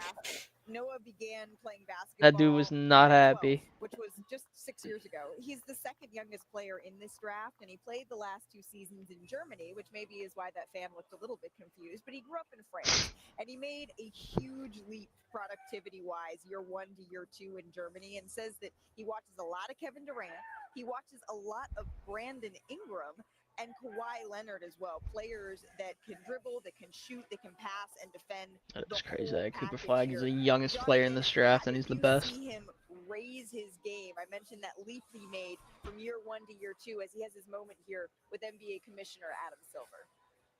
That guy did not look happy. Noah Essengay is a ball of clay at 18 years old, waiting to be molded into a Swiss Army knife, two-way forward in the Pascal Siakam mold. He guards point guards at over 6'11" in shoes. He draws fouls in bunches with his fluidity and mobility. He's a smart passer. He wreaks havoc defensively with a 9'2" standing reach. He made huge progress, as you mentioned, as the year moved on, playing high-level competition in Germany, despite being the second youngest player in this draft after Cooper Flag. He will not turn 19 years old until December 18th. Now, his shooting is thin frame. 2 things he's going to have to work on, but he's been super productive everywhere he's been, and as the type of instincts you can't teach at his size and length. The Bulls will be keeping this pick, I'm told, by the way. Okay, so Noah Essengay headed here to the Chicago Bulls, who are keeping their pick, but that may not be the same for the Atlanta Hawks. Let's bring in our senior insider, Shams Charania. Shams, what can you tell us about the 13th overall pick? Shams. The overall pick is being traded from Atlanta to New Orleans, and Oh. New Orleans is sending the number 23 overall pick and a 2026 unprotected first-round pick that's going to be the most favorable out of New Orleans and Milwaukee. So essentially 2 first round picks for New Orleans to move up. And at the number 13th pick, the New Orleans have had significant interest doing a lot of research on They Derek just give Queen. him unprotected first-round pick for next year. That's picking 13th wild. The Atlanta Hawks. They already drafted Jeremiah Fears. They traded for Jordan Poole. So, Perk, their backcourt is starting to take shape here as they wait for DeJounte Murray to return. What else do the Pelicans Say that's a bet that they suck again this year. And to not have a first-round pick. For who, though? Which is crazy. They just traded for a guard, so, I mean, unless... Right, when you look at that squad, Trey Murphy, when you're looking at all those guys, and they're making room. Unless I want to go Carter Bryant here or something. And they just moved CJ I don't really like Carter Bryant to begin with. I like this move for the Hawks, though. You move back about 10 picks, and you get a first rounder next year. It's not bad. Yeah, the unprotected first is crazy. Especially in this league where they trade these things like baseball cards.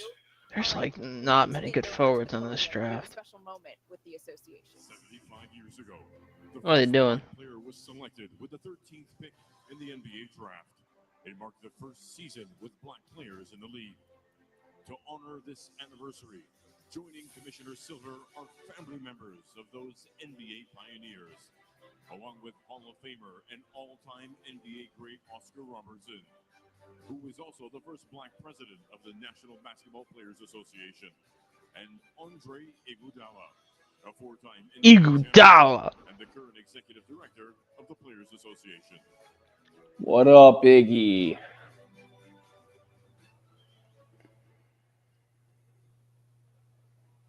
Chuck Cooper, Earl Lloyd, Nat Sweetwater Clifton. I do gotta say, the NFL draft is so much better. What was that? The NFL draft to me is just so much better. Yeah. As we continue to welcome the next generation of players, Like, this is just so slow paced.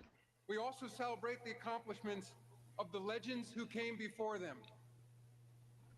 Chuck, Kevin, Chetan, your fathers hold a special place in the creation of the modern NBA. They were courageous, they showed resolve, and they represent a through line that continues today. The power of sports to bring people together. Adam Silver's just a robot. I was gonna say, hasn't he talked enough tonight? Can't we get somebody else to do this announcement? Nope, it's always Adam Silver. Always.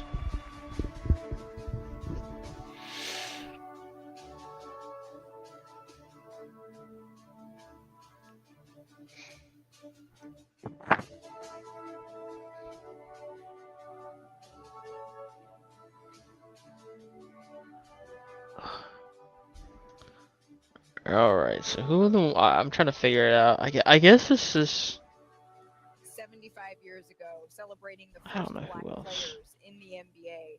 There's so many guards left. See, I don't... I think, Andrea, on inclusivity, on the backs really of Thomas black players Sorber. who have made this league what it is today. So it was a nice moment from the NBA there to make sure to recognize the forefathers of the association. Yeah, on the anniversary of, celebrating the men that have created. Average 2 blocks a game and 1.5 steals per game. That's pretty crazy. To be their authentic selves and have this moment, I mean, a really special moment from the league. And to come up and chat with us as well, Jay. And great to see the great Oscar Robertson up there. He spent some time with Cooper Flag. There really is a lot of talent in this draft, though. There is. It's just, I don't know. I guess teams don't like him as much because they're not as good defensively. With the 13th pick in the 2025 NBA draft, the Atlanta Hawks select Derek Queen. There you go. Derek Queen, okay. I had a feeling he'd go. Some clear excitement from the fans here in Barclays Center. And right there, Derek told me that sharing this moment with his He was pretty good for Maryland last year, I can't lie. Yeah, he's I would think he's one of the last guys. And I know it's just saying that there's a lot of talent, but he's one of the last guys in this draft that I'm getting really excited about, that I really think I could build a team around potentially. From Baltimore for at Maryland, and his head coach, Kevin Willard, says he's like having a 6'9" ball handler on the floor. Maybe Perk. That's why his teammates call him Baby Jokic. Oh, he can play. He can play. His teammates call that name. Oh, he could play. I don't know about Baby Jokic. Let's relax. He could play. With everybody looking for, meaning Baby being Jokic. Come on. athletic and being a live threat at the basket. He has a high motor. He's relentless when it comes down to rebounding, and he has that soft, feathery touch around the basket. You're okay. Nice flow to jump Baby Jokic is the nickname you usually use for Alfred Şengün. You're good with two, yeah? Yeah, I'm Baby good with Jokic. Okay. I Third think of a queen highlight play went. of the season, maybe a game-winning buzzer beater against Colorado State. A running floater at 6'9". Yeah, length and skill is really the headline with Derek Queen. He's got guard skills and terrific post instincts, but he's a mismatch. He's got great hands, great feet. His footwork is excellent. All right, I'm interested to see how San Antonio and OKC go with these next two picks. I forgot the Spurs are back on the clock. Or they're about to be back on the clock. Oh, no, they are. Never mind, yeah. Yeah, they're on the clock now. So, I mean, obviously have to go forward.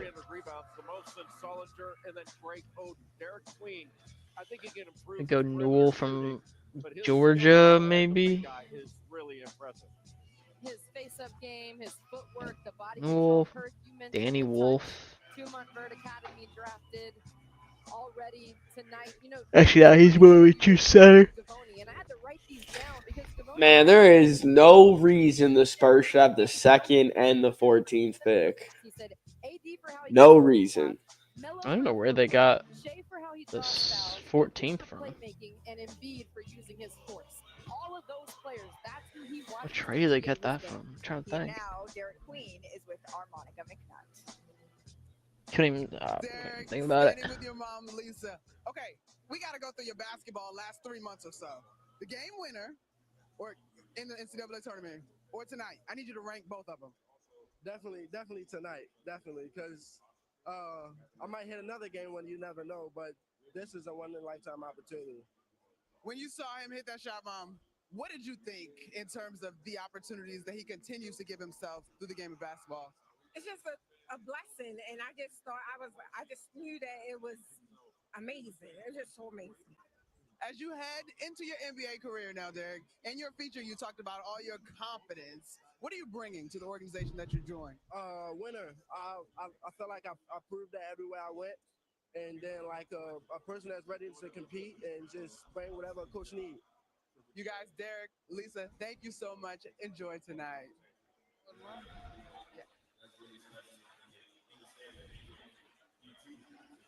Congratulations to Derek Queen. And meanwhile, the San Antonio Spurs pick is already in. Let's send it back to the podium. I can fly it now. We were just told that the commissioner just needs a little bit more time, but I'm seeing the signage that says the pick is in. So San Antonio picking again here. Mike Andrews, first day on the job. Yeah. She doesn't understand it. There you go. Now you're figuring it out. Fucking hate her. Give her a break. No, I hate her. In the 2025 NBA Draft, the San Antonio Spurs select Carter Bryant from the University. Hell yeah. That's a good pick. All right, dude. Maybe one more button would be okay on that. Arizona head coach Tommy Lloyd sums up Carter Bryant pretty well. That's a good pick for I'm not crazy with him. For San Antonio. I feel like he's just very raw. He is raw, but that's kind of what you want from a young wing player entering the NBA. You want that raw talent, superior athleticism, and then you can mold him into the role that you need him to be. I think this is a great pick for them, considering your mainstay is Wemby. He's got the paint locked down. You just took Ace Bailey. Wait, did they take Ace Bailey? Who? The Spurs. No, Spurs took Harper. Harper, excuse me. They took Harper, who's a point guard, and then you get your wing right here. I mean, this is the third level right here that they needed to grab. I think he could be like a really good very, very good like role player. But I just don't know if he can be like any more than that. I don't expect him to be a superstar by any means, but I do expect him to be just a great slasher. Primary defender, he held his assignment to 37% from the field. He had over 25 very good blocks defender, and over 25 steals. He was only one of 9 freshmen in the country to accomplish Defensive that. versatility. Almost half his points came Just off so of weird to see him three-point field goals. 6.5 points per game in Arizona. And really where he sets himself apart is as a defender. His versatility. Yeah, he's a very good defender, but I think he's got to be better as an offensive player. And he can develop that. Yeah, 100%. Again, it's harder to teach the defense and the athleticism. So I do like this pick for the Spurs, man. They're a young team. You know, in a couple of years, man, Wemby, Carter Bryant, and Harper are going to lead them to some incredible runs. They're going to be a dynasty once again. Mark my words. And a great motor, and like you said, consistent three-point shooter. Yeah, he was top 10 in just about every category. And team that just won the NBA Finals is on the clock at 15. Now the defending champs, they're on the clock. The Oklahoma City Thunder. Crazy. At number 15. Well, they didn't move up like they wanted to. Complete the lottery here, the 2025 lottery. But we have seen plenty of talent come out of the first round, even outside of the lottery. You think of Tyrese Maxey, Pascal Siakam, who we just saw in the NBA Finals. Rudy Gobert was the 27th pick. DeJounte Murray, of course. Jimmy Butler. Desmond Bane. Our very own Kendrick Perkins, a gem to come in the first round outside of the top 15. When you're looking at the best available here, who could be the Kendrick Perkins, that gem of tonight? Nobody can be another Kendrick Perkins. Let's not get crazy here. But there is some value here. Asa Newell, long, athletic, excellent rebounder. Thomas Sorber from Georgetown, a rim protector, a guy who can really control the lane. Jace Richardson, the lefty, he's small, but he can really score. And I really like Kasparas Yakachonis as well. And then Rasheer Fleming, who we talked about, another 3-and-D guy. And no worries, whoever drafts Kasparas Yakachonis, he is known as KJ, so the fan base will be very... What's his name again? You can call him KJ. Yeah, stay away from that one. It's a 2025 Yeah, don't. Let's try not to. Oh.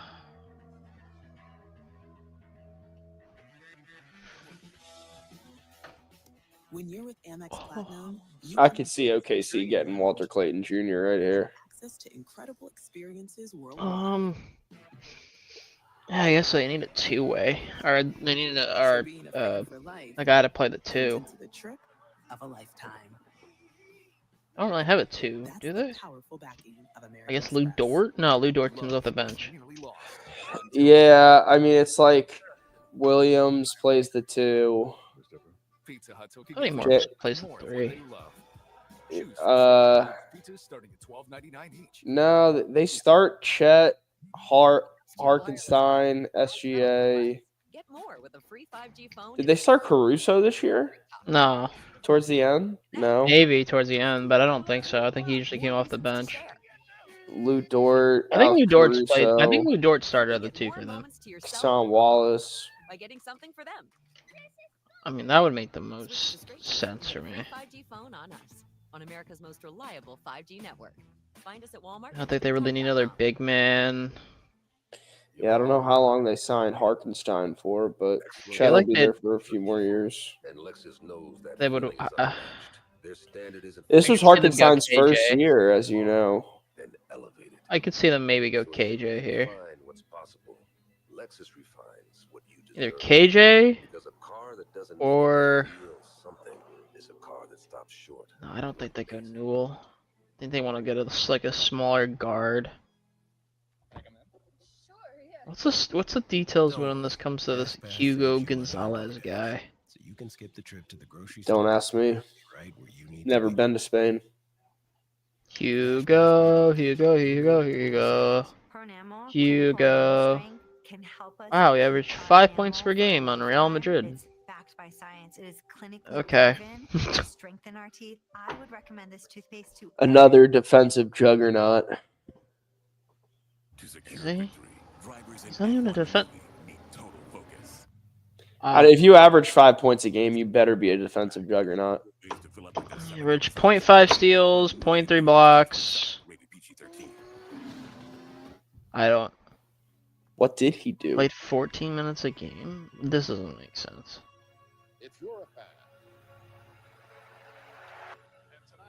I don't know. I will never understand. Sometimes international stats are so, like, skewed.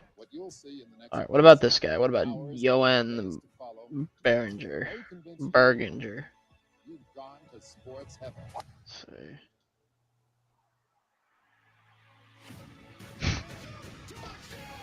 Five points per game. Is a limitless world of sports. 24 hours a day. Good defender though. 1.5 blocks, 1.2 blocks, 5.5. So he's a good rebounder blocker. So he's just a pure center.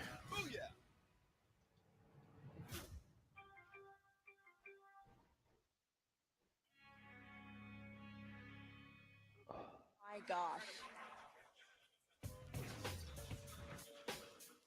So it was just on Tuesday that the Oklahoma City Thunder Perk were celebrating their first championship in franchise history. We got to work on the footage, though. It was a party, and the footage was a little grainy. Hey, look, everybody back off the hate on my OKC Thunder. It's their first time, okay?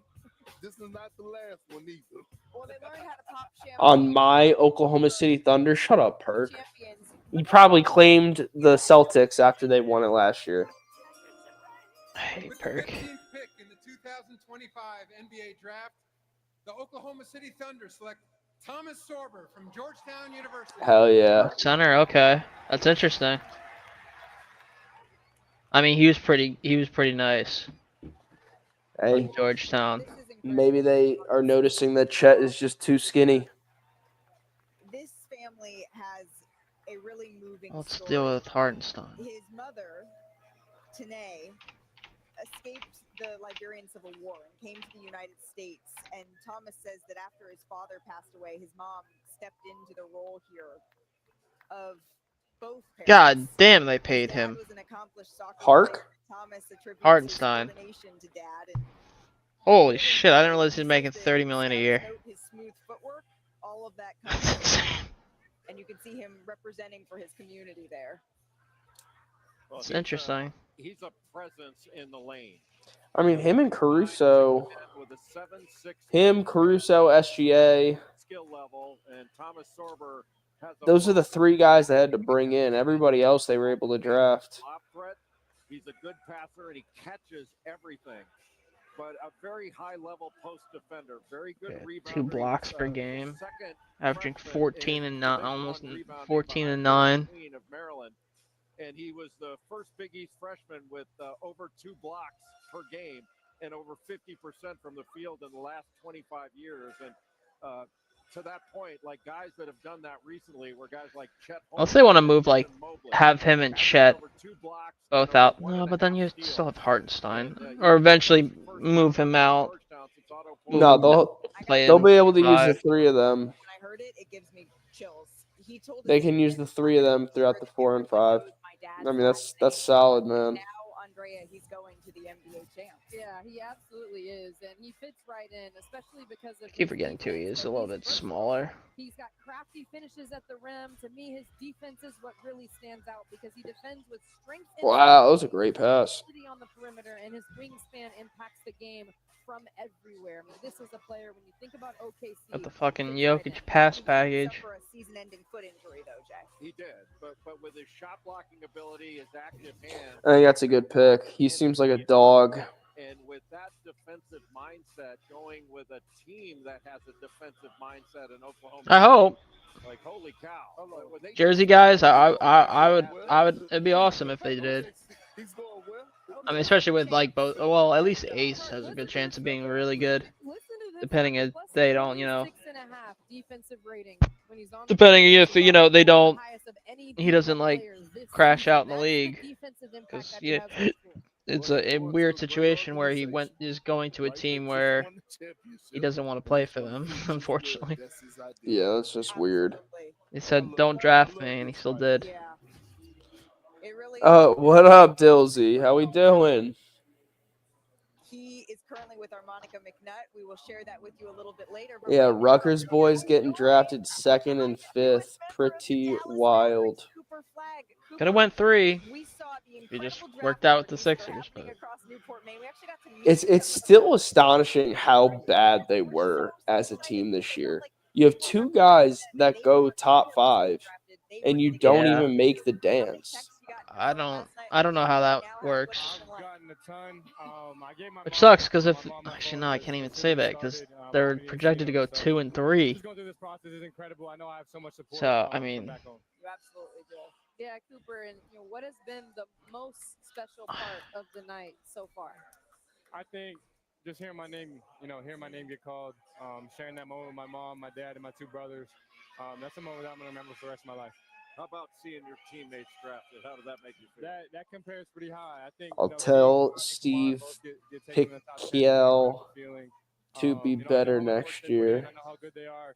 Is that their head coach? I don't. To see that. yeah. I think can't it tell is. you who Rutgers head coach is. Yeah, it is. I mean, it was great. It was a great. I mean, it's interesting. That's probably never really happened before. I think talking to Coach Kidd, I think he just has a lot of Yeah, to have 2 players go in the top 5 and then not make the dance, like that definitely has never That's happened weird before. too, because Rutgers has actually been. What did they finish on the year? I mean, they were like a Couldn't have been border. good, obviously. They were like a borderline team where like people thought they might be able to get a Yeah. bubble spot, but What's weird because they're usually actually like Rutgers basketball is actually pretty good. they Like, what was usually it, have some 3-4 upsets. years ago they had some. Oh, not everyone. What was the one year where I was thinking? They have a couple. They have a couple good wins every year Oh that wait, makes them this is. seem Oh, better than they are. never mind. That's not showing. It's a little bit difficult to do. Do you think you were able to accomplish Why is it that? not there? My computer does not want to work today. I mean, it was a blur. As soon as I heard it happen, it's been a blur. So, try my best. I'm really not surprised that Asa Newell and Jace Richardson are still sitting there. Well, we've got your back here because we've had you mic'd the entire Yeah, this night. is one of their. Actually, they weren't great last year either. In real time. Take a listen. Oh man. Why is it taking so long? That's what it was. Like, I'm so proud of you. I love Oh, who's that guy from Kansas? that's in this Oh, draft. no, UConn. UConn, that white guy from UConn that's sitting there. He played high Liam- school. He played Liam high. Yeah, McNeely? yeah, Liam McNeely. Where's he projected to go? He should be going soon. I think he was projected top 20. Because he's still sitting there. He's pretty good. He didn't have a good showing in their loss.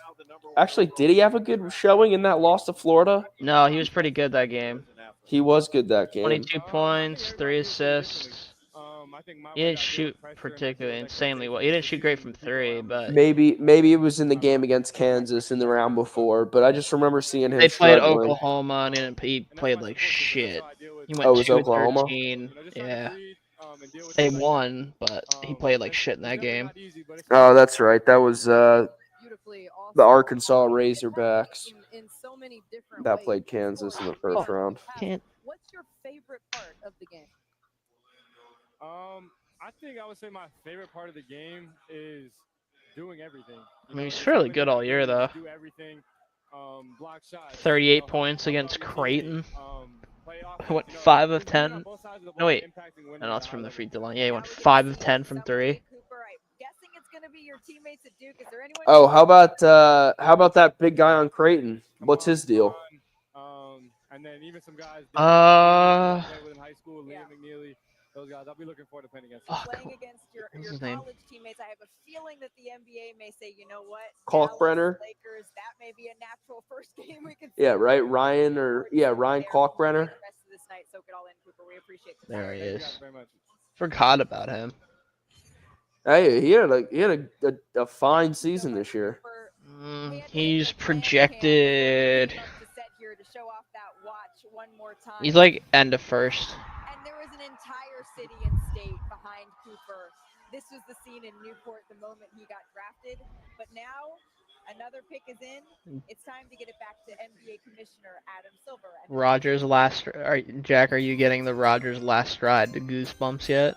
Oh my God! Yeah. So, Will Dillsey's a big Steelers fan. The Memphis Grizzlies. Steelers. Okay. Young Hansen. Who the hell is this Yao Ming looking mother? And the Qingdao Here. Eagles. What'd he say? That sounded like a slur. What's up, Speaking of boys? slurs, Brian, what's up, brother? What do you have against the CBA? I don't have anything against the CBA, but this guy Young Hansen looks like he looks like Hideki Matsui. Dude, I saw his name and I thought he was like German or some European German. guy. Young His Hansen. name is Young. Yeah, I don't know. It's like Dutch, like a Young Hansen. You could have also pronounced it Yang, and you really can't screw it up after that. Maybe Yang. Yeah, that's the. That's where I was wrong. First team All CBA. Did he beat out Boogie Cousins for that honor? Boogie Cousins plays in Venezuela, right? I think. I'm so I glad can't even find him here. That's a moment right there, Malika. Came here not knowing whether or not he'd hear his name called necessarily in the first round. A huge jump for him. Decided to come LeVar. Young. Well, I'm sure you've already talked about it, but how do you feel about Edgecombe at 3? Jonathan, I mean, I knew it was either gonna be him or Ace, but I didn't think it was gonna be Ace. I preferred Ace, but it is what it is. Yeah, Edgecombe reminds me a lot of course I forget his name now, but that Kansas kid that came out forever ago, that was like super athletic, that went in the lottery. Josh Jackson? No, he was a forward. Yes, that sounds right. Yeah. Like, had the fro. Yep. Except I feel like he's a little bit bigger, but... Yeah, he could also be much better, but that's just kind of what he reminds me of, like an athletic freak. I really like Trey Johnson, though. I think the Wizards got a great... Was he drafted by the fucking Grizzlies? Oh my god, he was. Okay, so the Grizzlies is now going to have Zach, Edey, and... Okay. Yao Ming. Alright, the Grizzlies just love Asians. Where did Derek Queen go? Because I've seen, like, I hate the NBA does, they trade the picks and they don't actually show which team actually took them. Yeah. Right. It looked like the Hawks selected him. Yeah, but they traded it, right? But they traded him somewhere. He went to the Pelicans. Okay. That's a good fit for him. Him and Zion up front, if Zion can actually play. Zion can stop being fat. 2028 first round pick via Orlando, and then 2 future second round picks here. Yang We'll Hansen. leave it up for a second. Make sure you can take a photo. It throws me off that his... Oh no, his first name is Hansen. Okay. When you see a player who Dear Yang Hansen. whether or not this is going to happen tonight. I mean, he's pretty nice. Yeah, it's nice that he was here. 16 Did you get points my, a game, 10 boards, and 3 assists with 2.5 blocks a game. Did you understand my Ben Simmons joke? Which player was it referring it to? Coward. Well, probably not, because when I get it now. Yeah, I was just calling Ben Simmons a coward. Yeah, that's fair. There we go. Liam McNeely finally cracked the top 10 best available. It just didn't help when Malika Andrews started talking about Coward. She literally said Colin Coward was drafted. That's awesome. Does Minnesota take Will Walter Clayton? Do they need a point? How much longer is Mike Conley going to be running the show there? I mean, makes sense. I think they lack the scoring this year. I mean, it was all on Ant and Clayton and Ant would be a hell of a backcourt. Right, and then you got Randall, who really looked good, and then they're picking right now. Some screw job at the 5, but oh. The Minnesota Timberwolves select Yohan Birangi from Strasbourg and the Olympia Club in Slovenia. That definitely says Joan Behringer. Yeah, that's exactly what it says. It says Joan Berenger, not Jan Baranji. He actually began playing basketball JB. grew out of his cleats, and he couldn't find any new ones that were big enough for his feet here. That wasn't until 2021 that he really started playing. Yeah, that's what it's just turning out to be. People in France, if they're just too big to play soccer, they just play basketball now. Yeah, they gotta try to beat the U.S. at something besides soccer. Really, his calling card, They can try all they want. Who's on the clock now? Is it Washington on the clock now? Yep. If they can get like Nick Clifford to pair with Johnson, and that'd be a fun Washington team. You'd have a starting five of Trey Johnson, Nick Clifford, Chris Middleton. Who did they just trade for? Oh, CJ McCollum. CJ McCollum. It'd be a fun team. Would it? I think so. They sent Chris Middleton and CJ McCollum to die out there. No, now you have Trey Johnson and you get Nick Clifford. I think that infuses some life into the veteran guys. Brian's got a hard on for Trey Johnson. Yeah, I can tell. He did all last year too, and Texas didn't do crap. Well, yeah, that wasn't his fault. He led the conference in scoring. Have really been headlining and dominating the draft we've seen in recent years. Okay, Tahad Pettiford could have done it if we let him. Janai Broom could have done it if we let him. They kind of did let Janai Broom. He wasn't able to. And later won Rookie of the Year. Wemby wasn't the That's kind of fair I to thought say. Auburn was so good. Yeah, I haven't seen an Auburn player get drafted.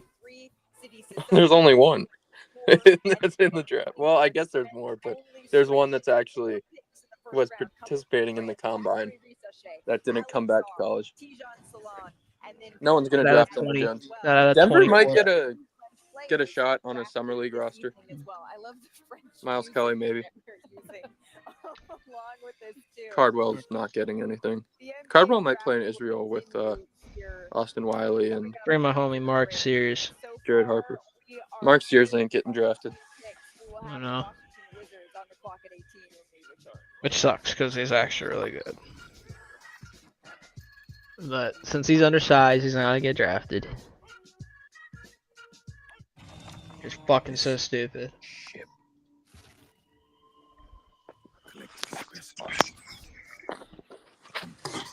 Right. Oh, there's so many fucking commercials. I'm gonna head home, and I guess I'll join when I get to my car again.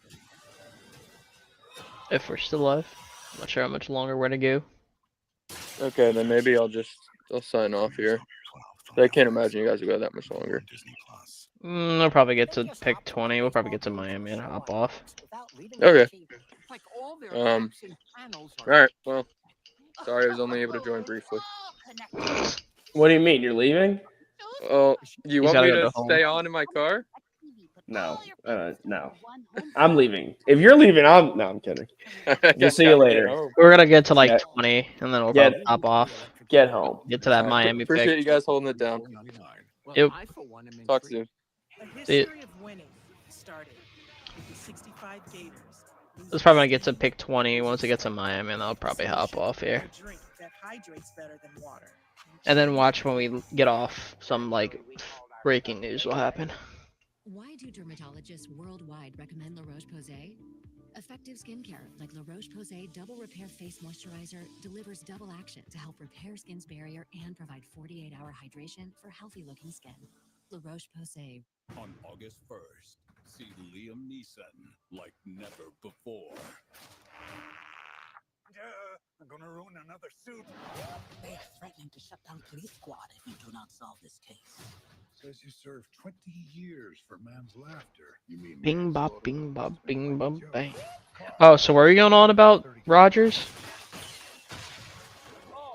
You were just saying that he's a Steelers fan, and yeah, he's a Steelers fan, so he's really looking forward to the last ride of Rodgers, because Rodgers did say that he's likely going to retire after the season, which To be fair, seems like it's time. Just a little bit. Yeah. Yeah, I think as an NFL fan, I'm sort of just burnt out by all the Aaron Rodgers drama. I think it'd be better for the league if he would not be a part of it anymore and stop being such a distraction. Having said that, I'm not going to deny that this guy is a Hall of Fame quarterback and one of the best to ever sling the rock. Yeah, but it's time to go. I think he I still had a decent year last year. He had a decent year last year, and I think I would actually be a little bit in on the Steelers this year, given that perennial defense that's always good. You put Rodgers in with DK, and if they still had Pickens, I think I would actually have some faith in them to disrupt something and actually be pretty good. And life insurance to protect. They don't have Pickens anymore. This seems like the same team they had last year. Better quarterback. There's no denying that. But DK versus George Pickens, they're the same receiver. And I don't think that's going to be enough to keep up. I mean, what's different? What's better about the Steelers offense that the Jets offense didn't have last year? Like maybe a better offensive line? That's it. I don't think it's fair to say that DK, Garrett Wilson, George Pickens, I feel like all these guys are on the coaching is completely different there, though. Coaching will be different. Coaching is massive because the Jets just don't have coaching. But at the same time, offensive coaching, what do we think about that? Still Arthur Smith. Number 18 is actually being traded to the Utah Jazz, and the Utah Jazz want a shooter at this position, someone that can help them. They're identifying. Okay, so the Jazz are back on the clock now. At this pick, potentially, but that process is still going on. But this number 18th overall pick is going to the Utah Jazz. Okay, the Washington Wizards All right. is headed to the Utah Jazz. Jay. So this has to be Casper. Champion, and he coming out of high school, he was a coveted football player as a free safety. He was recruited by Florida as a football player I would think. before they ever thought of him as a basketball player. He wound up going to Iona and playing for Rick Pitino. He's MAC Player of the Year, and after 2 years in the NCAA tournament, transferred to Florida, played his last 2 years there, and averaged well over 18 points a game his 2 seasons there, and obviously won a national championship under Todd Golden last year. 39% from 3, 39% off the. I could see this being McNeely. I know he's like not projected in the top 8. Next McLean, maybe that could. They don't really have a true point. I mean, I guess they have Sexton, but Sexton's more of a 2. I feel like.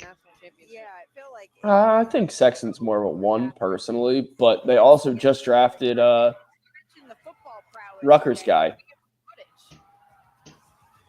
No, they drafted Ace Bailey. Yeah, Ace but he's Bailey. more of a 3. I don't really need bigs. You got well, actually, I guess they could draft a center, but they don't need a 4 because they have Markkanen, Bailey at the 3. Yeah, the Jazz just aren't that good of a team. For Rick Pitino really benefited. And that explains his mindset and what we witnessed in the tournament, and that's why he was crowned champion. You don't gotta tell me. When you look at a lot of great basketball players, they all pretty much play football at some point of their life. No, I didn't. Okay. I did. Football just I did. Tight end. I did. But playing football put a different type of I'm playing football. mentality to you that you just you can't overlook. Yeah, he wasn't the only Gator to play football. Elijah Martin was a heck of a football player in high school as well. And headed again to the Utah Jazz, I think. Bring us bring us college football back. 25 in clutch time this season. I need it. Record in the NBA. Someone with that kind of prowess down the stretch could really help. He rises to the occasion in big moments. Football also makes sense because he plays with great pace, change of speed, but he's also very physical. He's not afraid to get into the bodies of defenders when he has the ball in his hands, but also when he's making cuts. Pick is in. Let's send We have another trade to announce. As part of a deal to be finalized later, the Portland Trail Blazers are trading to the Memphis Grizzlies the draft rights to Cedric Coward, the 11th pick, and the Grizzlies are trading to the Trail Blazers the draft rights to Jan Hansen, the 16th pick. So Jan Hansen's going to the NBA draft. Grizzlies. The Washington Wizards No, they select just traded it. Walter Clayton Jr. Oh, they did go Walter Clayton. Okay. So he's going to the Jazz? Yeah. Yeah, this is so fucking confusing. The NFL is just so much better with this. Yeah, I don't know why they do it like this. And they just announced the trade. Yeah, Yang Hansen, he was originally drafted on the Grizzlies. He just got traded to Portland. Just traded Jordan Poole. He's going to go in there. He's going to be who he is. And a guy that's going to That's so confusing. And then Walter Clayton's on the Jazz. This is the confusing part about the hats. It's pretty good though. They get Walter Clayton and Ace Bailey. So the Final Four most outstanding player and his daughter, Leilani, he got buckets in the NCAA tournament. Everybody took notice, Andrea. And to say he averaged 22 points in the Big Dance. You're going to fucking Utah, buddy. He put up 30 in the Elite Eight against Texas. And the Nets are having their third pick? No, second pick. Incredible score. Washington, Utah, it doesn't matter. He's ready to play on whatever team that he is going to, and he's efficient in every situation with the ball in his hands. Pick and roll ball handler, spot up, off screens, ISO. He's also very dangerous in transition. He hunts shots in transition, which also opens up opportunities for his teammates in early offense. And Malika, to your point on the NCAA tournament, he had 3 30-point games in the tournament on the way to the national championship. He had 35 clutch points in one tournament. He set the single season record for scoring in the Florida program, and they've had 39% from three. Billy Donovan, now under Todd Bowles. But with Walter Clayton Jr., Man, that kid is so tough. I understand the size and NBA speed and all that good stuff, but he's got strength. Man, this kid he was so incredible this last year.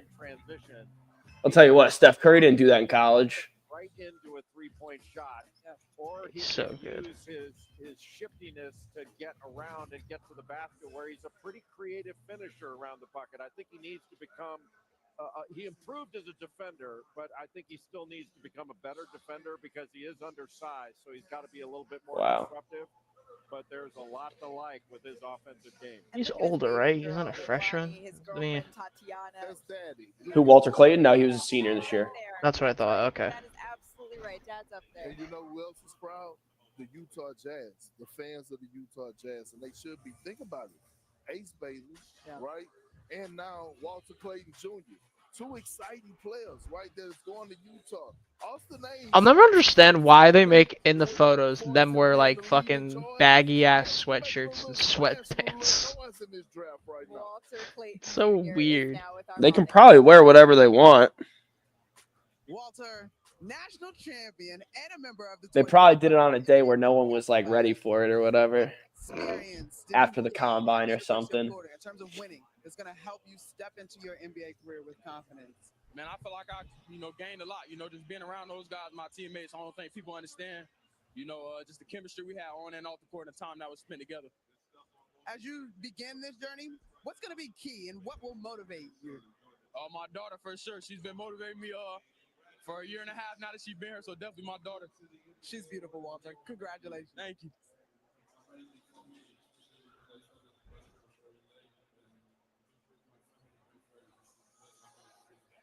His daughter is his motivation. You can see that maybe she's not taking in every moment of what's happening right now, but all right, well, she's going to be able to look back to see this footage. You're a real one. Don't let Brian or Matt tell you otherwise. You're a real one. Why would I do? This is incredible for this. No, I'm just saying that. Thanks for keep holding it down tonight. Oh, I thought you were saying the way you said it. I was like, what I do now? No. You're good. You're good, brother. You killed it tonight. I know Matt had some work stuff pop up. Brian was at work the entire time. No, that's all. But I was off today, so I was chilling. Yeah, I gotta start getting myself together, getting to bed. Big day of work tomorrow, all that jazz. So I'll catch you later. All right, we will sign off, everybody. We'll probably upload this up to on Spotify if you want to re-listen to our reactions. Probably maybe edit it up a little bit so it's not too much downtime. But we are signing out. And then through the transfer Have a good night, portal, everybody. This is one of the beauties of the transfer portal. You're overlooked in high school, you prove yourself, and then you get to the level that you originally wanted, and you kill it there. And that's what Walter Clayton Jr. did.